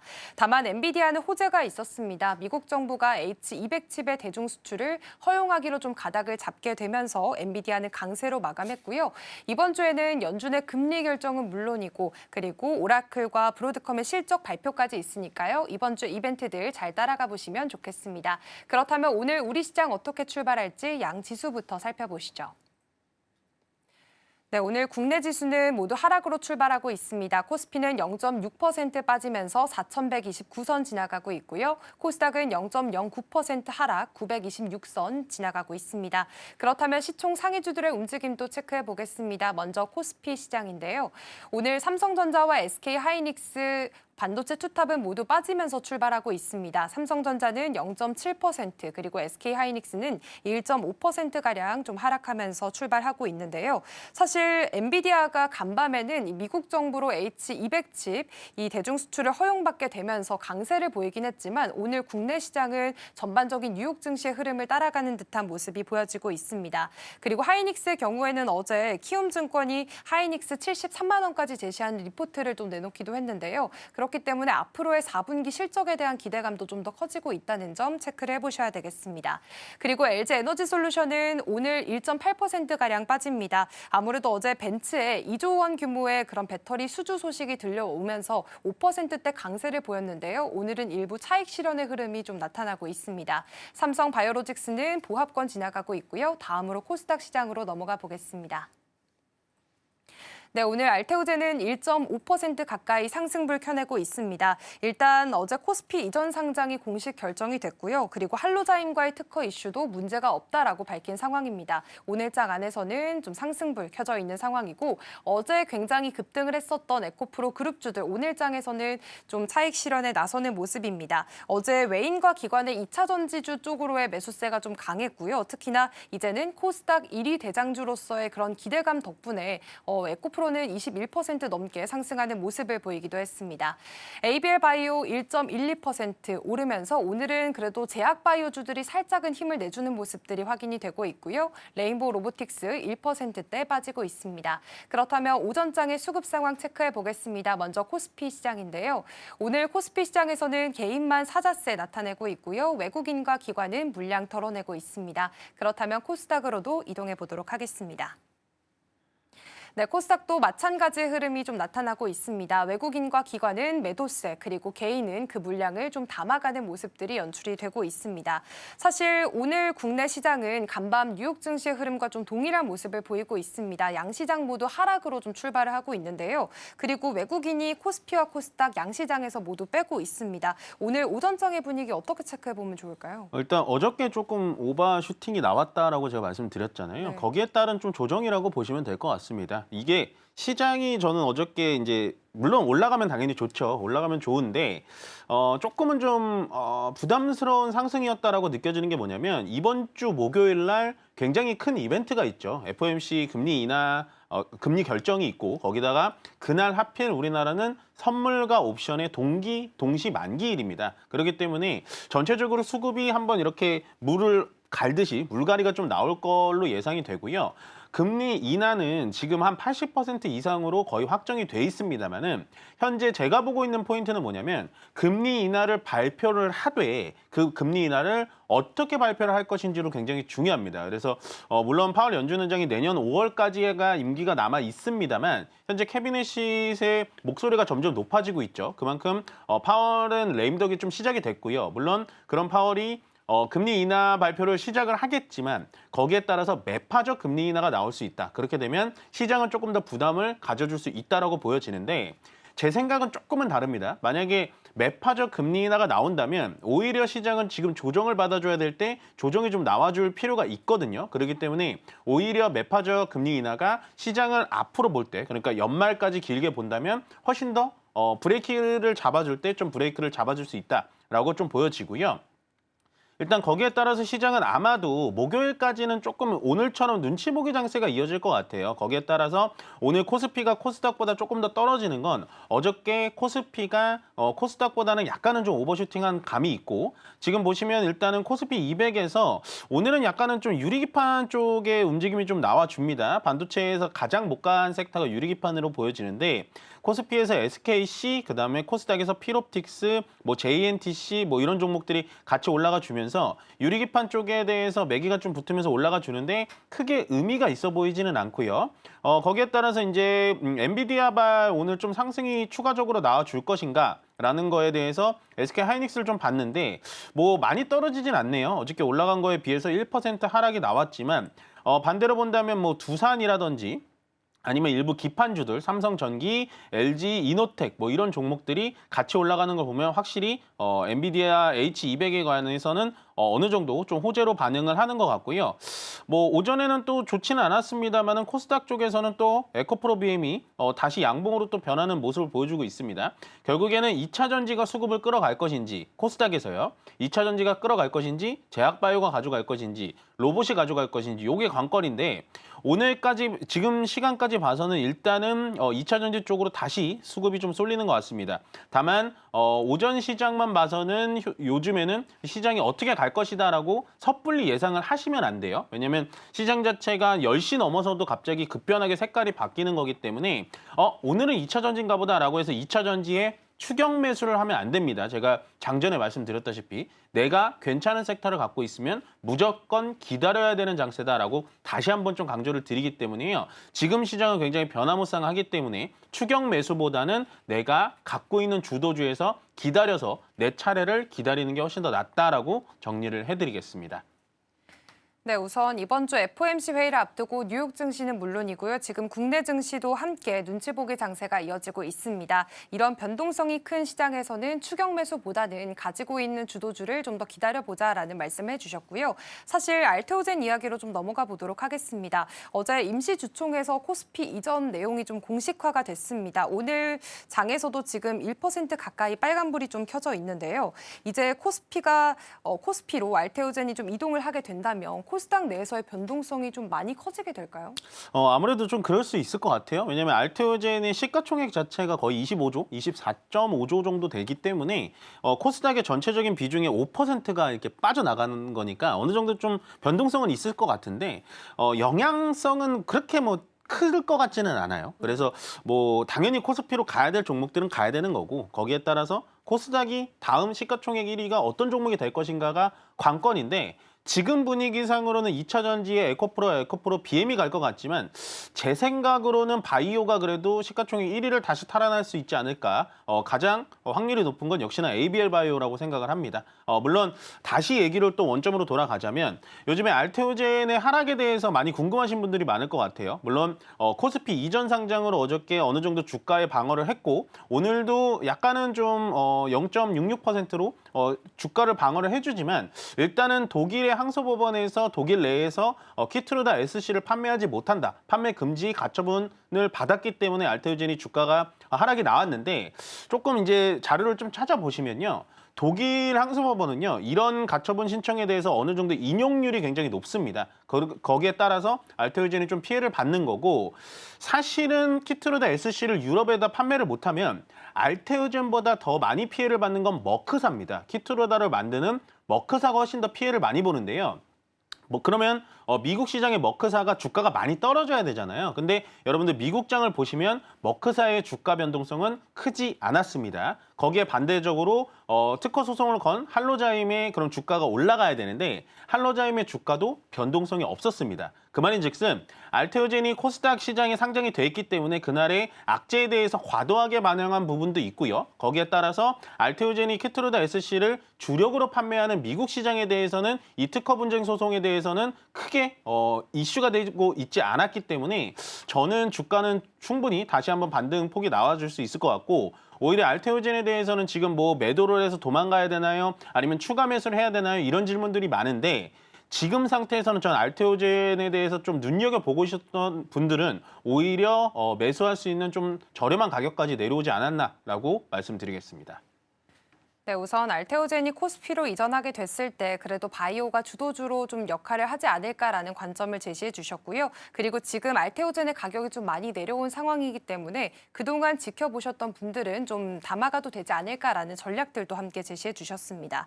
사실 오늘은 코스피가 좀 쉬어가게 되면서 현대차와 기아, 완성차 쪽도 함께 쉬어갑니다.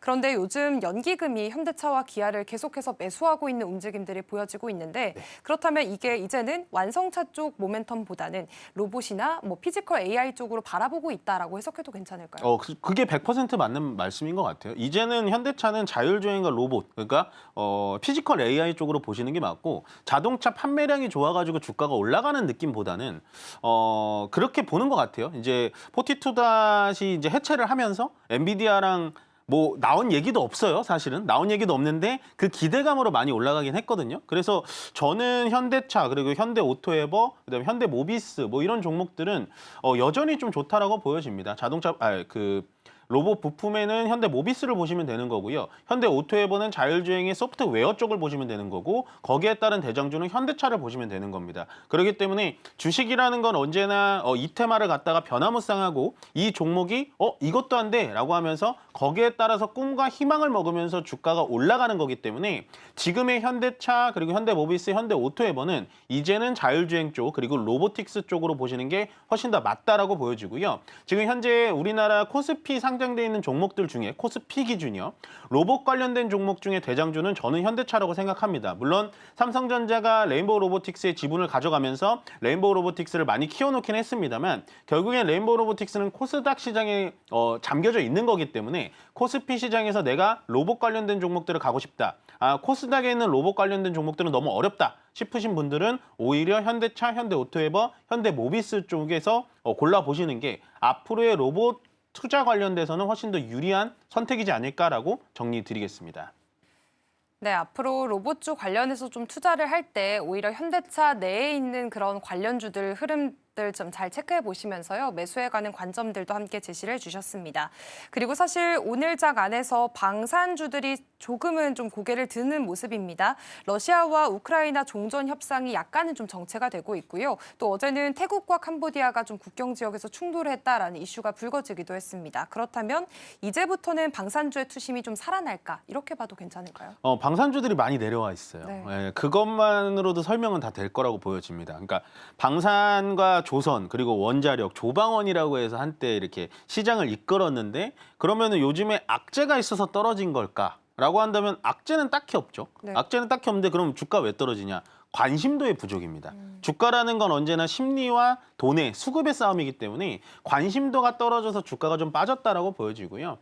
지금 시장에서는 오로지 AI, 오로지 자율주행 로봇, 뭐 2차 전지까지 지금 낙수 효과가 나오면서 전체적으로 시장의 수급은 약간은 좀 AI 쪽으로 좀 몰아가지 않았나라는 생각을 해요. 우리가 반대급부적으로 조방원 중에 조방만 빼본다면 얘네들은 AI랑은 솔직히 관련이 많이 없거든요. 조선도 어떻게 보면은 기존 토종 사업이고 방산 같은 경우도 말 그대로 토종 산업이기 때문에 약간은 AI 쪽에 수급이 쏠렸을 뿐 이 조선과 방산, 특히나 방산 쪽에 대해서는 아직도 저는 충분히 모멘텀이 남아 있다라고 보여집니다. 그만큼 우리나라가 방산 산업에 대해서는 가성비라고 하죠. 가격도 저렴하게 만들고 거기다가 납기도 제대로 맞출 수 있는 그런 능력을 가진 나라이기 때문에 방산 쪽에 대해서 내가 좀 지켜보고 있고 좀 추가 매수나 분할 매수를 진행해보고 싶다라고 하신 분들은 저는 충분히 괜찮다라고 보여집니다. 다만 방산 쪽에 대해서는 꼭 좀 덩치가 있는 종목들, 뭐 하나 에어로스페이스라든지 현대로템, LIG 넥스원 뭐 이런 대표적인 종목들이 있잖아요.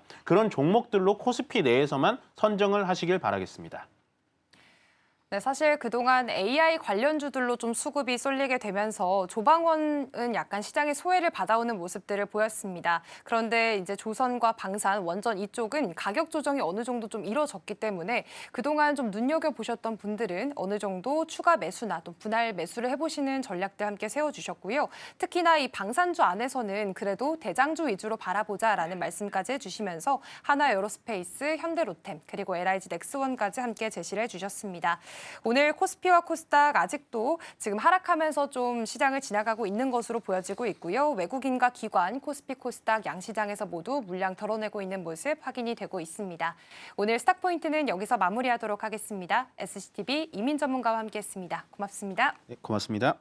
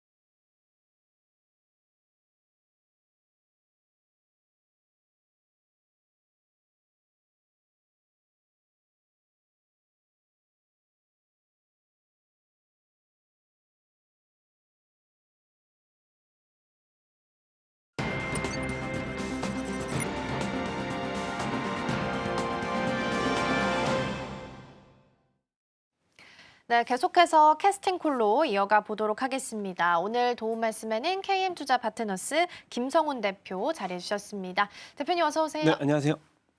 네, 오늘 시장 분위기 먼저 파악을 좀 해보도록 하겠습니다. 오늘 양시장 같은 경우에는 엇갈리면서 흘러가고 있습니다. 코스닥 쪽에서 0.05% 살짝 플러스권 찍혀 있긴 합니다만 좀 약한 모습이고요. 외국인 투자자는 오늘도 현물에서는 좀 빼고 있는 분위기가 일단 개장 초반에 나타나고 있습니다. 전반적으로 어떻게 해석을 좀 할까요? 우리 시장도 FOMC에 대한 경계감이 좀 나타나는 걸까요? 네, 그래도 먹을거리는 좀 많은 시장 같고요. 일단 코스피가 5거래일 연속 양봉을 보여줬고 거기에 이제 그 외국인들이 6조 가량을 월간으로 보면은 현물로 매도한 거를 그래도 선물로는 한 3조 가량 이제 매수를 좀 지켜주면서 향후에 시장에 대한 이 반등 가능성들에 좀 무게를 뒀습니다. 그리고 기관들 자금들이 또 외국인들 이 현물 매도를 좀 잘 그래도 밑에서 받쳐주고 있는 상황이기 때문에 사실 지금 4,000포인트 이제 이 지지력이 굉장히 강하다고 좀 볼 수가 있고 그리고 미국에서 이제 관세 소급 적용이 발표가 되면서 우리나라 시장을 이제 이 끌어가고 있는 전차 군단에서 이제 반도체 업종들의 어저께 같은 경우도 SK하이닉스의 수급이 조금 외국인들이 일부 이제 들어오면서 지수에 대한 전반적인 이 상황이 좀 더 개선되는 것이 아니냐 저는 그렇게 보고 있고 뭐 ADR 관련된 이제 상장설도 있었지만은 그거보다는 실적으로 이제는 또 이 주가가 좀 수렴이 되는 모습들을 보일 겁니다. 그리고 최근 들어서 보면은 뭐 AI라든가 로봇 산업에 대한 이 연계 확장성이 이 기대가 되는 섹터들이 굉장히 많아졌다는 것이죠. 뭐 자동차를 비롯해서 관련된 섹터들이 또 이 로봇 산업과 이제 연계성이 좀 많아지면서 관련된 이제 모멘텀들을 좀 받고 있는다. 그것들이 시장에 대해서는 굉장히 큰 모멘텀으로 작용을 할 수 있다라고 보고 있어서 지금으로서 오늘 같은 경우는 뭐 반도체 업종 중에서 그동안에 많이 쉬었던 유리기판 업종들도 좀 반등을 많이 주고 있고 또 이제 브로드컴하고 지금 이 마이크로소프트의 이 커스텀 칩 이 개발 소식이 또 이 마련이 되면서 또 반도체 업황에 대해서 기대감들을 또 가지게 되는 또 요인들이 많은 또 소스로 작용하고 있다라고 보실 수가 있어서 지금 시장은 반도체와 이 자동차 업종 중심 그리고 금리 인하 시기가 이제 도래가 되면서 그동안에 좀 알테오젠 때문에 많이 흔들렸던 또 바이오 업종들도 코스닥 시장에서는 좀 대장주 역할을 해줄 것으로 좀 기대가 되는 상황입니다. 네, 지수 전반적으로 봤을 때는 강하게 상승불을 켠 건 아니지만 그래도 먹을거리가 많이 있는 시장이다라는 말씀 주셨습니다. 반도체랑 자동차 중심으로 해서 전략들 세워보시면 좋을 것 같고요. 먼저 오늘 외국인과 기관 쪽에서는 어떤 종목을 담아가고 있는지 순매수 상위단 종목들 먼저 확인을 좀 해보도록 하겠습니다. 외국인 쪽에서는 완벽하게 반도체랑 2차 전지로 딱 구분이 가능할 것 같습니다. 에코프로 BM이 딱 2차 전지고 나머지 반도체로 확인이 되고 있죠. 특히나 어제 에코프로가 굉장히 강했는데 오늘도 지금 마이너스권으로 출발을 좀 했다가 다시 플러스로 돌아세우는 강한 힘까지 확인이 됩니다. 에코프로까지 외국인 순매수 1위 종목으로 확인되고 있고요. 기관 쪽에서도 SK하이닉스 확인되고 있고 현대로템, 우리 건설 쪽도 오늘 흐름 나쁘지 않은데 현대건설까지 함께 확인되고 있다라는 부분까지 챙겨보겠습니다. 아마 어제부터 해서 화제 종목이 에코프로가 아닐까 싶어서 이쪽 먼저 좀 확인을 해보도록 하겠습니다. 일단 알테오젠이 코스피로 이전 상장에 하는 것에 대해서 임시주총이 통과가 됐죠. 그러면 다음 1위는 누가 될 것인가에 대한 고민들도 할 수밖에 없을 겁니다. 지금 시장 반응으로 본다면 일단은 다음 1위에 대해서 2차 전지 쪽으로 조금 더 점수를 주고 있는 건지 아니면 어제 있었던 LG 에너지 솔루션 발로 실제적으로 2차 전지가 조금씩 꿈틀대고 있는 건지 어떻게 좀 판단을 해볼 수 있을까요? 어제 있었던 LG 엔솔의 영향은 굉장히 미미하다고 저는 생각이 되고요. 이거는 이제 탄산 리튬 가격이 6월 달 기준으로 봐도 저점 대비해서 거의 60%가 올랐거든요. 그러면은 중국에서 이제 CATL이 네. 공급을 다시 재개를 하더라도 영향은 저는 그렇게 크지는 않겠다. 왜냐하면 중국 같은 경우는 이제 이 미국의 공급망에서 완전히 이제 배제가 되는 상황이라서 리튬 가격이 조금 흔들리다고 한들 네. 에코프로의 실적에는 크게 이제 로스가 없을 것으로 저는 보이는데 지금 당장 이제 시장에서는 우리가 에코프로 BM의 4분기 이제 실적에 주목할 필요가 좀 있습니다. 원체 이제 4개 분기 연속 흑자를 보여줬기 때문에 그 기조가 이어갈 수 있을지. 근데 상대적으로 보면은 이제 4분기에 원래 2차 전지 업종들이 미국에서 이제 보조금이 이제 폐지가 되면서 만약에 ESS 쪽에서 이제 우리가 데이터 센터 쪽은 그래도 성장은 계속 이어갈 거지만은 2차 전지에서 우리가 전기차 쪽에 이 포트폴리오는 조금 이제 감소가 될 수 있다라고 해서 사실 에코프로 BM의 4분기 매출액이 전 분기 대비해서는 한 9% 정도 시장에서는 감소할 거라고 지금 얘기가 나오고 있고 근데 이제 전년 동기 대비해서 한 20% 증가지만 분기에서는 조금 이제 감소가 된다. 이것 때문에 사실 우려감은 일부 있습니다만 개인적으로는 영업이익은 시장 예상치는 좀 상회할 수 있다. 그렇게 보고 있어서 지금으로서는 여러 가지 재료들이 굉장히 많이 있는 2차 전지 업종에서 당연히 에코프로 중심으로 봐야 되는데 그 파급 효과가 어제 같은 경우는 포스코 퓨처엠도 이제 네. 좀 상승폭을 많이 기록을 했고 그러면 결론은 그거 같아요. 패시브 자금 유입되면 어차피 이제 알테오젠은 기관 쪽에서는 좀 제껴놓고 볼 거고 시가총액 이제 상위 중심으로 패시브 자금 유입이 된다라고 하면 당연히 에코프로가 핵심이 돼야겠죠. 그리고 에코프로 같은 경우는 지금 호재성 이슈가 좀 많은 게 환율 상승에도 좀 도움이 많이 될 겁니다. 실적도. 그리고 리튬 가격 아까 말씀드렸고 그다음에 인도네시아 재련소 지분 투자가 4분기도 이제 일회성 이익이 아닌 계속 지속적인 또 이익이 발생을 할 거기 때문에 중심으로서 에코프로 그룹주를 보되 에코프로 그룹주가 좀 부담스러우신 분들은 이 차기 종목들 이제 뭐 LNF라든가 포스코 퓨처엠도 한번 같이 보시는 전략도 굉장히 유효하다. 포스코 퓨처엠도 3분기 서프라이즈를 기록했잖아요. 그래서 네. 실적이 좀 숫자가 잘 나오는 종목들이 2차 전지 업종들에서 소재 업종들에서 좀 많이 나왔다라는 게 특징으로 보실 수가 있을 것 같고 뭐 중국에서도 뭐 이런 말을 했잖아요. 리튬 가격 같은 경우는 지금 이 15만 이하까지 좀 급등을 할 수가 있다라고 봤는데 뭐 이제 제가 아까 전에 말씀드리는 게 뭐냐면 중국에서 감산을 풀고 이제 공급을 좀 늘리더라도 리튬 가격이 크게 흔들리지는 않겠다. 워낙에 이제 데이터 센터향 수요가 많아지고 우리나라 같은 경우는 미국발 이제 버프를 좀 더 받을 수가 있어서 굉장히 좋은 이슈가 마련이 됐다. 그리고 마지막으로 하나를 더 말씀드려야 될 게 지금 피지컬 AI 쪽에서 배제가 된 게 2차 전지거든요.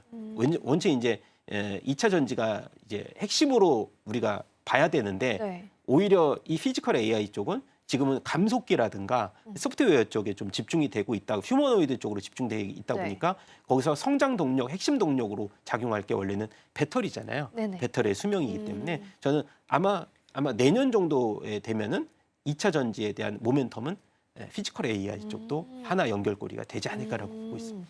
아, 그렇게 보면 지금 최근에 현대차가 로봇에 대해서 다시 연결고리가 새롭게 좀 부각받는 것처럼 내년이 된다면 2차 전지 또한 피지컬 AI랑 연결고리가 조금 더 강해질 수 있겠다라는 측면에서 새롭게 또 말씀을 좀 해주셨습니다. 근데 사실 에코프로를 좀 돌아와서 보면요. 사실 어제 이후로 공매도 비중이 좀 많이 늘었습니다. 그리고 한 7만 5천 원대 그리고 뭐 9만 원대, 8만 원대 이 수준에서도 공매도가 많이 확인이 좀 되고 있어서 그렇게 보면 지금 이 가격대에서는 쇼커버에 대한 기대감도 조금 더 가져볼 수 있는 구간이에요?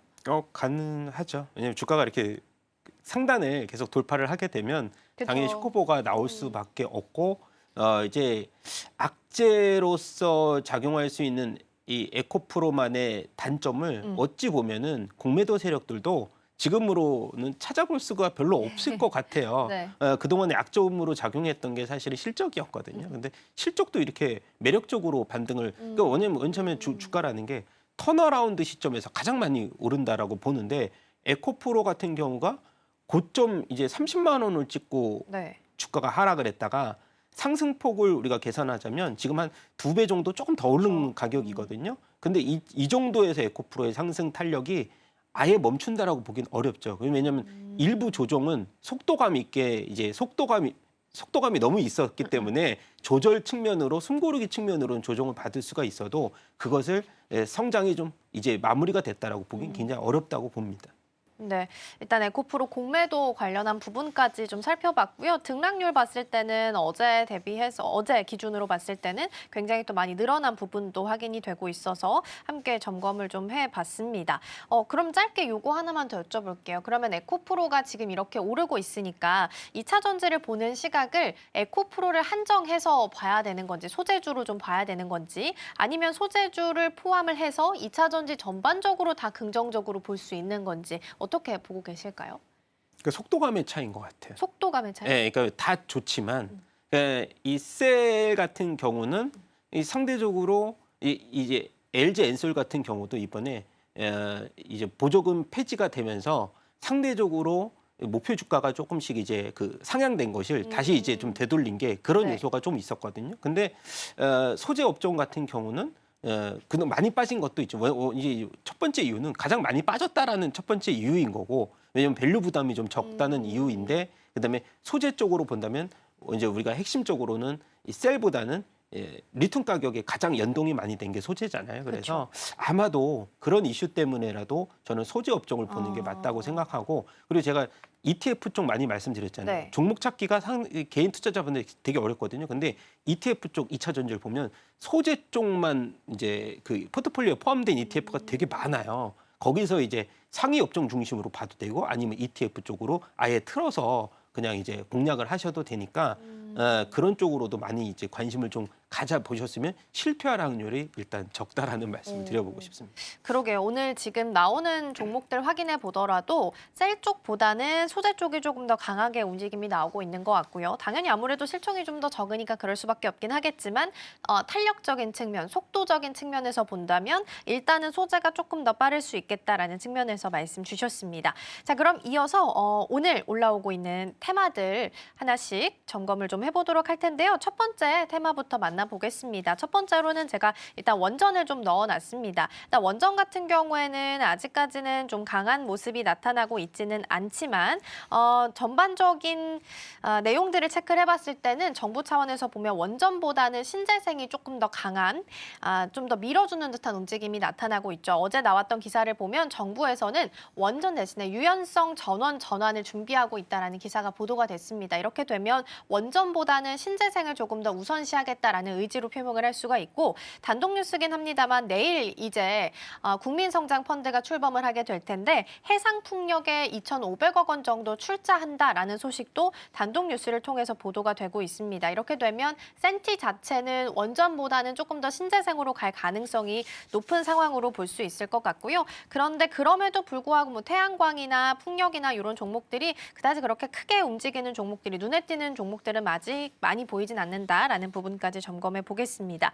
두 번째도 열어볼게요.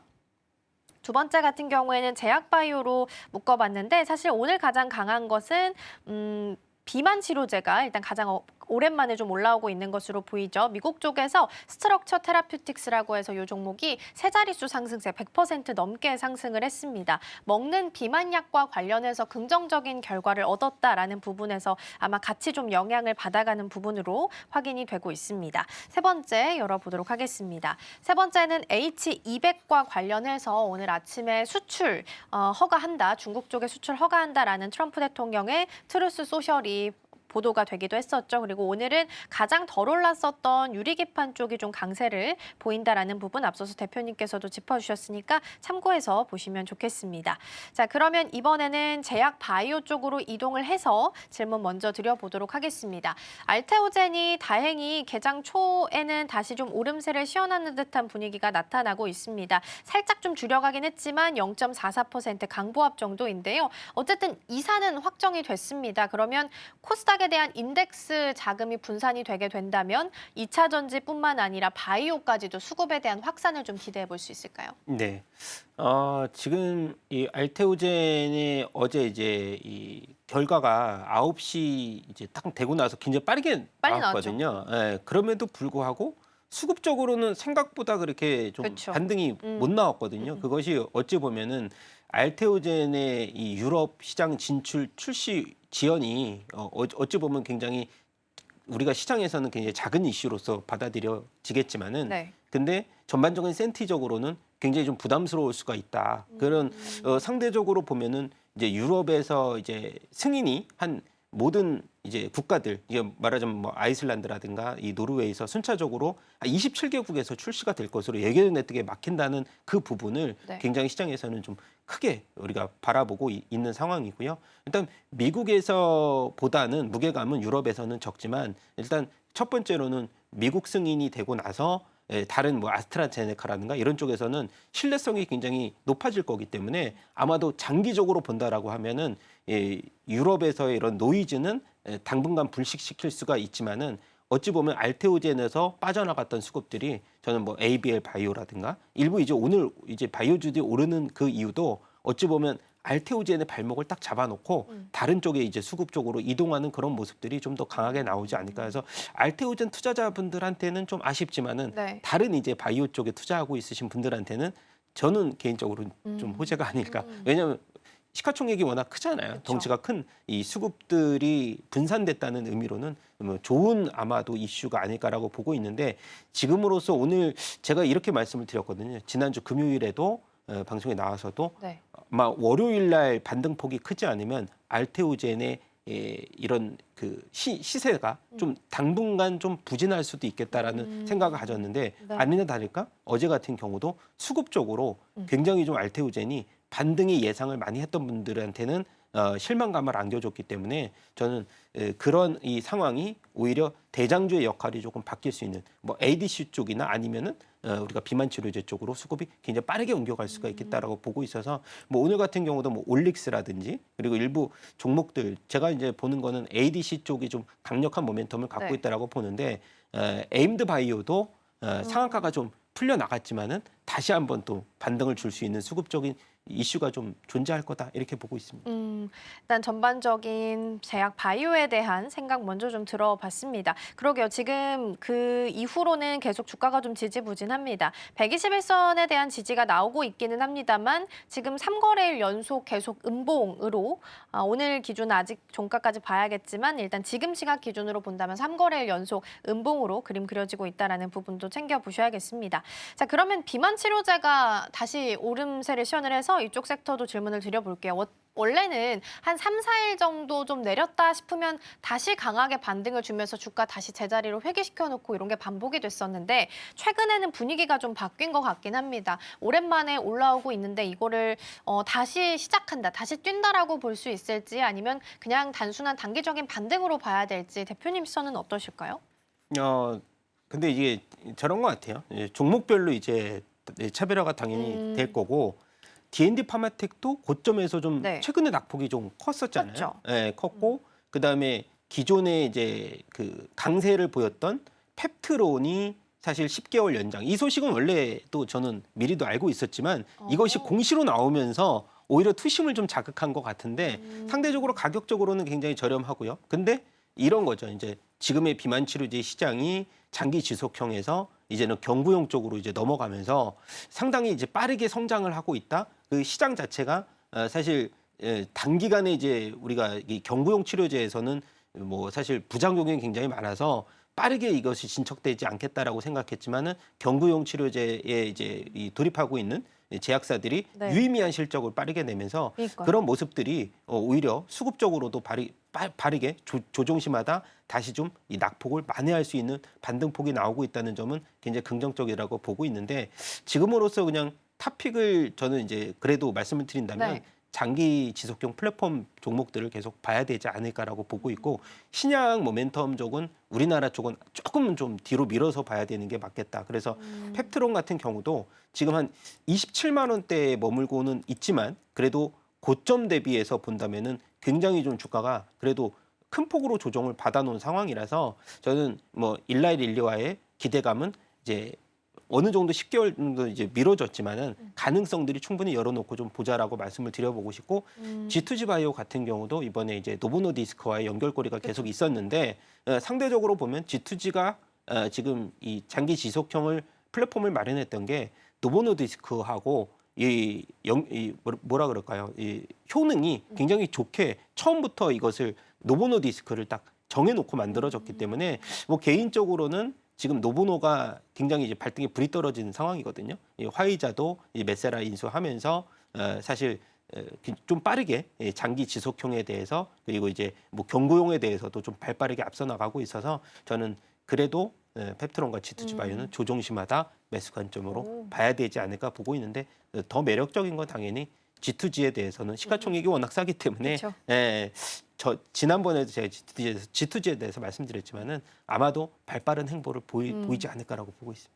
그러네요. 펩트론이 한 시총 6조 정도 되고 G2G 바이오가 한 1조 조금 넘는 것으로 확인이 되네요. G2G 바이오에 조금 더 점수 주신 것 같고요. 넘어가서 반도체 쪽 보도록 하겠습니다. 반도체는 그래도 다행히 계속해서 뉴스가 좀 붙어주고 있는 것 같습니다. 이제 아침에는 H200 관련해서 중국 쪽에 대한 수출 허용 소식도 있었고 마이크로소프트랑 브로드컴이 협업한다라는 소식까지 같이 좀 보도가 된 상황입니다.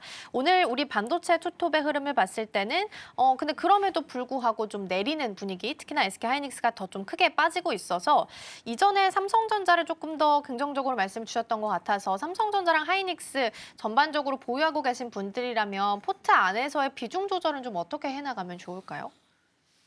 삼성전자보다 이제 하이닉스 쪽을 바꿔서? 바꿔서 오, 보시는 네. 게 나을 것 같아요. 이제 오, 네. 왜냐하면 SK하이닉스 주포라는 개념으로 본다면 핸들링을 굉장히 많이 했거든요 최근에. 그리고 신용융자 잔고가 뭐 한 1조 정도 있었잖아요. 네. SK하이닉스가 그것 때문에 이제 발목을 좀 잡혔다라고 얘기들이 많았는데 어찌 보면은 H200이 이제 중국 이제 수출이 허용이 된다라는 측면, 그럼 엔비디아 원래 이제 중국 비중이 한 15%가 관련돼서 있었잖아요. 그런 부분이 또 추가로 플러스 알파로 작용할 수 있다라는 그 면으로 봤을 때 그럼 가장 큰 수혜를 받을 것이 어딘가 그것을 본다면 당연히 SK하이닉스 쪽을 무게감을 좀 두고 있고 네. 그다음에 뭐 지금 D램 가격 같은 경우에 DDR5 이제 16기가 고정 거래 가격 같은 경우도 불과 직전월이었죠. 한 6.5달러 정도 됐는데 한 달 사이에 막 250% 올랐잖아요. 그렇게 된다라고 했을 때 뭐 당연히 삼성전자가 가장 큰 수혜를 보기는 하겠지만은 HBM 같은 경우 포의 수율이 아직 뭐 6, 70%밖에는 안 되는 차원으로 보면 지금 SK하이닉스가 수율을 90%까지 올렸기 때문에 마진율로 보는 거나 아니면 네. 향후의 성장성으로 보나 삼성전자가 지금 빠르게 HBM4를 막 샘플 출시하고 거기 양산을 해봤자 손해잖아요. 그런 측면으로는 좋겠죠. 이건 단기적이지요. 장기적으로 봤을 때는 당연히 SK하이닉스가 패권을 장악할 가능성들이 훨씬 크다. 그래서 이번에 외국계 IB에서도 SK하이닉스 목표가를 계속 지금 올린다. 뭐 세 자릿수가 돼도 그 이상까지도 상승할 수 있는데 그런 부분 본다면 SK하이닉스 수급이 외국인들이 한 지금 이틀 연속은 제가 한번 봤지만 최근에 네. 3일 연속 매수세는 못 봤거든요. 네. 그 정도 3일 연속성이 한 번 찍힌다면 SK하이닉스가 지금 가격대가 굉장히 매력적인 가격 아닌가라고 보고 있습니다. 그렇게 보면 오늘까지 아니군요. 이틀 정도 더 찍혀줘야 3거래일 연속의 수급으로 좀 확인이 할 수 있을 것 같고요. 일단 오늘은 가수급상 봤을 때는 SK하이닉스가 외국인 순매수 2위 종목으로 확인이 좀 되고 있어서 이 부분 참고해서 보시면 좋겠고 어쨌든 하이닉스로 시각의 변화가 약간은 나타났다라는 측면은 꼭 기억해 보시면 좋겠습니다. 앞서서 ADR 발행에 대한 말씀도 해주셨는데 만약에 이게 현실화되게 되면 마이크론이 가지고 있는 밸류를 확실하게 뛰어넘을 수 있다고 합니다. 그래서 이걸 기반으로 해서 목표가를 설정해서 메리츠증권 쪽에서 나온 리포트 보면 91만 원 이야기가 나왔거든요. 그래서 참고해서 보시면 좋겠습니다. 자, 그러면 오늘의 가장 중요한 탑픽 종목은 어디로 보고 계실지도 궁금합니다. 가장 눈여겨보시는 종목은 어딜까요? 뭐 전자는 전자인데요. 네. LG전자를 LG전자. 네, 말씀을 드려야 될 수급 거. 좋죠. 네, 수급 최근에 굉장히 좋고 LG전자의 핵심 포인트가 너무 여러 가지라서 네. 지금은 LG전자가 사업 부분이 한 4개 정도 되잖아요. 예전에 첫 번째로는 이제 뭐 이 냉각, 이 공조 시스템의 성장 스토리가 너무 이제 확실하게 정해졌고 북미라든가 뭐 중남이라든가 지금 대형 빅수주가 굉장히 많이 나왔고 미국에서 이제 MS하고 지금 아직까지 수주 발표는 안 났지만은 냉각 시스템을 이제 거의 턴키로 맡을 가능성도 그래서 LG CNS도 같이 반등을 줬기 때문에 그런 부분에 있어서는 이제 미국의 빅테크 업종과의 수주 기대감 있고 그다음에 지분 가치로 보면은 이제 로보스타나 LG이노텍, LG디플이 지금 다 좋잖아요 분위기가. 네네. 한 40%씩 다 지분을 갖고 있고 그 지분에 대한 가치 거기다가 스마트 팩토리의 이 자동화 시스템 그것을 시장에서 선점을 했다는 거. 그 시장이 한 370조 되는데 LG전자가 LG텍을 딱 떼면서 나는 이제 제조사로 가겠다, 전장으로 가겠다. 이것을 이제 확실하게 정해줬고 이 포인트를 그리고 네. 차량용 인터테인먼트 이제 전장이죠. 전장 사업 부분 성장 스토리가 너무나 좋기 때문에 그리고 원래 2분기 때 발목 잡았던 게 마케팅 비용이었거든요. 근데 LG 막을 뛰면서 마케팅 비용이 별로 이제는 크게 안 날 겁니다. 그리고 인도 시장 이제 성공하면서 진출 성공하면서 뭐 이제 몇 조 가운데 한 2조 가량이 이제 현금으로 수취를 하면서 그것을 이제 우리가 성장 동력으로 투자를 할지 그것도 이제 자원도 마련이 됐기 때문에 LG전자의 성장 스토리를 계속 봐야 될 것 같고 오늘 같은 경우 조정 보였지만 그러니까요. 단기적으로 이제 워낙에 빨리 땡겼기 그쵸, 때문에 그쵸. 조정이라고 보면 되는데 수급적으로도 그렇고요. 최근에 외국인 기관들이 뭐 양매수 수급이 계속 잡히고 있기 때문에 LG전자도 이제는 소외주에서 관심주로서 바뀔 타이밍이 됐다라고 봅니다. 네, 한번 이제 갭 띄우면서 출발을 했기 때문에 조금씩 메우고 있는 자리에 있는 것 같고요. LG전자 오늘 탑픽으로 주셨으니까 참고해 보시면 좋겠습니다. 갑자기 조선 쪽이 좀 올라오고 있어서 보니까 HD 현대 쪽에서 인도 대형 조선소 건설한다라는 이야기 나오고 있네요. 이제 마스카가 아니라 스미스 안에 인디아 넣어서 스미스라는 키워드가 새롭게 좀 등장하고 있다고 하니까 참고해서 보시면 좋겠고요. 지금 한 3에서 5%대 강세 보이고 있습니다. 자, 전반적인 개장 분위기 잘 체크해 봤고요. 대표님과는 여기서 인사 나누겠습니다. 오늘 말씀 고맙습니다. 감사합니다.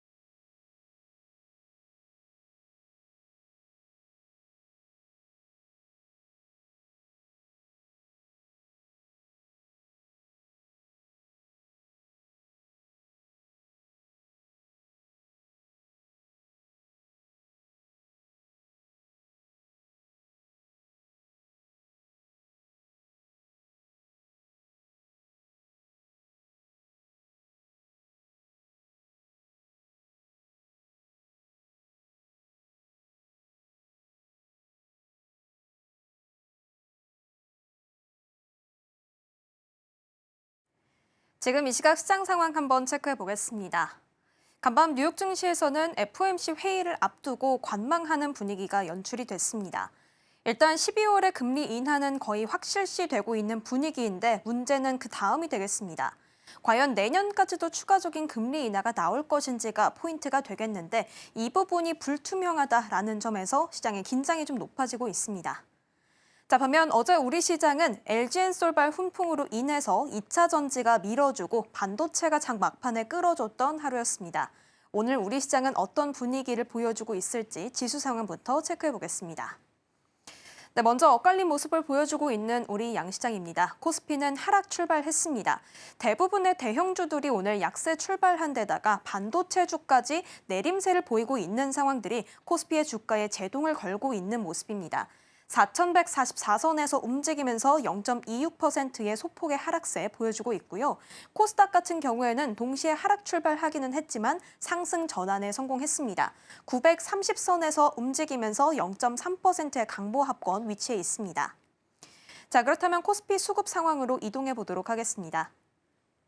네, 오늘 코스피 내에서는 외국인이 홀로 좀 덜어내고 있습니다. 어제 사실 코스피가 막판에 또 고개를 들어줬던 데에는 외국인의 매수세가 일조하기도 했는데요. 오늘은 하루 만에 팔자세로 전환한 모습입니다. 933억 원 정도 덜어내고 있고 개인과 기관이 함께 물량 담아내주고 있습니다. 자, 반대로 코스닥 시장도 함께 살펴보도록 하겠습니다. 매매 동향에서는요, 외국인과 기관이 오히려 코스닥에서는 함께 덜어내고 있습니다. 외국인은 740억 원가량으로 기관보다 더 많은 물량을 지금 팔아내고 있는데요. 개인이 900억 원 넘게 지금 담아내주면서 방어해주고 있습니다. 자, 그렇다면 코스피 오늘 상승 업종은 어떤 것들이 차지하고 있는지 짚어보겠습니다. 오늘 일단 운수장비가 0.77%의 상승세 보여주고 있고요. 이어서 의약품과 비금속 광물, 운수창고까지 소폭의 상승세가 나타나고 있습니다. 아무래도 코스피 지금 지수가 계속해서 내려가다 보니까 상승하는 업종은 지금 아직까지는 많이 확인이 되고 있지는 않습니다. 자, 이어서 하락하는 업종으로 넘어가 보도록 하겠습니다. 네, 전기가스업과 섬유의복 그리고 증권까지 1%대의 내림세가 보여주고 있습니다. 앞서 말씀드렸듯 오늘 전기전자가 좀 약한 흐름을 보이고 있다 보니까 0.1%대의 하락세까지 나타내주고 있는 모습이고요. 이어서 보험과 서비스업이 내림세 현재 보여주고 있습니다. 자, 그렇다면 코스닥으로 넘어가 보겠습니다. 상승 업종은 어떤 것들이 있는지 확인해 보자면요. 건설이 또 한 번에 빨간불을 켜주고 있습니다. 아무래도 지금 정부가 건설 산업을 키우겠다라는 이야기가 계속 돌면서 훈풍이 계속 유지되고 있는 모습인데요. 1.32%의 상승세 보여주고 있고요. 제약이 오늘은 좀 강합니다. 어제는 약간의 쉬어가는 모습들이 좀 나왔는데 오늘 제약이 마찬가지로 1%대의 상승 흐름 나타내주고 있고요. 일반 전기전자는 코스닥 내에서는 강세 흐름 보여주고 있습니다. 이어서 음식료, 담배와 제조까지 올라가고 있다는 점 체크가 되고 있습니다. 자, 이어서 코스닥 하락 업종도 함께 짚어보도록 하겠습니다. 네, 오늘 코스닥 내에서는 금융이 1% 가까운 하락세를 보이고 있고 운송과 기계 장비까지 함께 내려가고 있습니다. 자, 그렇다면 코스피 내에서 거래대금 상위 종목을 한번 또 살펴보도록 하겠습니다. 네, 일단 삼성 에피스홀딩스가 또 한 번의 상승세를 계속해서 이어가고 있습니다. 7%대의 강세 흐름 보여주면서 55만 4천 원 선에서 움직이고 있는 모습들이고요. 오늘은 반도체 투톱이 모두 파란불을 켜주고 있습니다. 어제 사실 일단 SK하이닉스는 약세 출발을 했었습니다. 하지만 이내 고개를 강하게 들어주면서 6%대의 급등으로 좀 마무리를 한 바가 있는데요. 일단은 키움증권 내에서 목표 주가 상향 조정 리포트가 나왔습니다. 73만 원까지 갈 수 있을 것이다라는 이야기와 함께 투자 심리가 좀 막판에 개선이 되면서 강세 흐름을 보여줬었는데요. 오늘은 반도체주 전반이 약세다 보니까 대형주마저 계속해서 눌리고 있는 분위기가 나오고 있습니다. 반면 삼성전자도 어제 장중에 11만 전자를 터치해 주기도 했었습니다. 지금은 10만 8,800원에서 움직이면서 0.64% 하락하고 있습니다. 자, 이어서 현대약품입니다. 오늘 비만 섹터가 더 강합니다. 일단은 중국 정부가 일라일렐리의 마운자로를 이 국가 의료보험으로 내년에 좀 선정을 하겠다라는 이야기가 들려오면서 오늘 비만 섹터 전반의 종목들이 좀 강세 흐름 보여주고 있는데요. 현대약품 또한 파이프라인이 비만과 항암 쪽에 자리하고 있습니다. 내년에 본격적인 이 실적 성장세가 나올 것이다라는 데에는 이 비만에 대한 파이프라인도 충분하게 가지고 있다는 점도 함께 주목받고 있으니까 체크해 보시면 좋겠습니다. 20% 가까운 급등세 보여주고 있습니다. 자, 이어서 현대차는 내리고 있습니다. 강하게 계속해서 올라줬던 현대차는 오늘 좀 3% 넘는 급락세가 좀 나오면서 차익 실현까지도 나오고 있는 모습 확인되고 있습니다. 30만 3천 원 선에서 움직입니다. 자, 그렇다면 코스닥으로 넘어가 보겠습니다. 코스닥 거래대금 상위에서는요, 일단 에코프로가 1위를 자리하고 있습니다.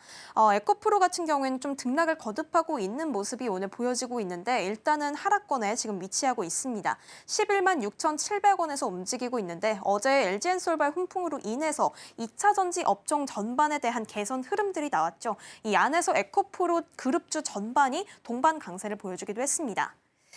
자, 이어서 오늘 상장한 테라뷰도 있습니다. 반도체와 2차 전지 관련 엮여 있는 기업이고요. 영국 소재 기업이라는 점 체크해 보시면 좋겠고 78%대 급등세 나타내주고 있습니다. 마찬가지로 에코프로 BM은 오늘 5%대 반면에 오르고 있다는 점 확인이 되고 있고 로봇주 장 초반에 전반적으로 조정세가 나왔으나 클로봇은 0.22%의 소폭의 상승세에 나온다는 점 그리고 마지막으로 에임드 바이오까지 4%대의 강세 흐름 보여주고 있다는 점이 체크가 됩니다. 지금까지 시황센터였습니다. 네, 오늘 외국인 투자자는 현물, 선물에서 모두 빼고 있는 분위기 나타나고 있고요. 개장 초반 대비해서 조선 관련해서 인도 조선소 이야기 나오면서 치고 올라오고 있다는 부분 챙겨보시면 좋겠습니다. 특별한 일정은 없지만 챗 GPT 관련해서 새로운 버전 업데이트되는 일정이 있으니까 밤사이에 나오는 뉴스들 함께 챙겨보시면 좋겠습니다. 저희가 방송 중에 제공해드린 정보는 투자 판단을 위한 조언일 뿐 해당 종목의 가치와 수익률은 보장하지 않습니다. 저희는 내일 더 다양한 소식 준비해서 돌아오겠습니다. 시청해주신 여러분 고맙습니다.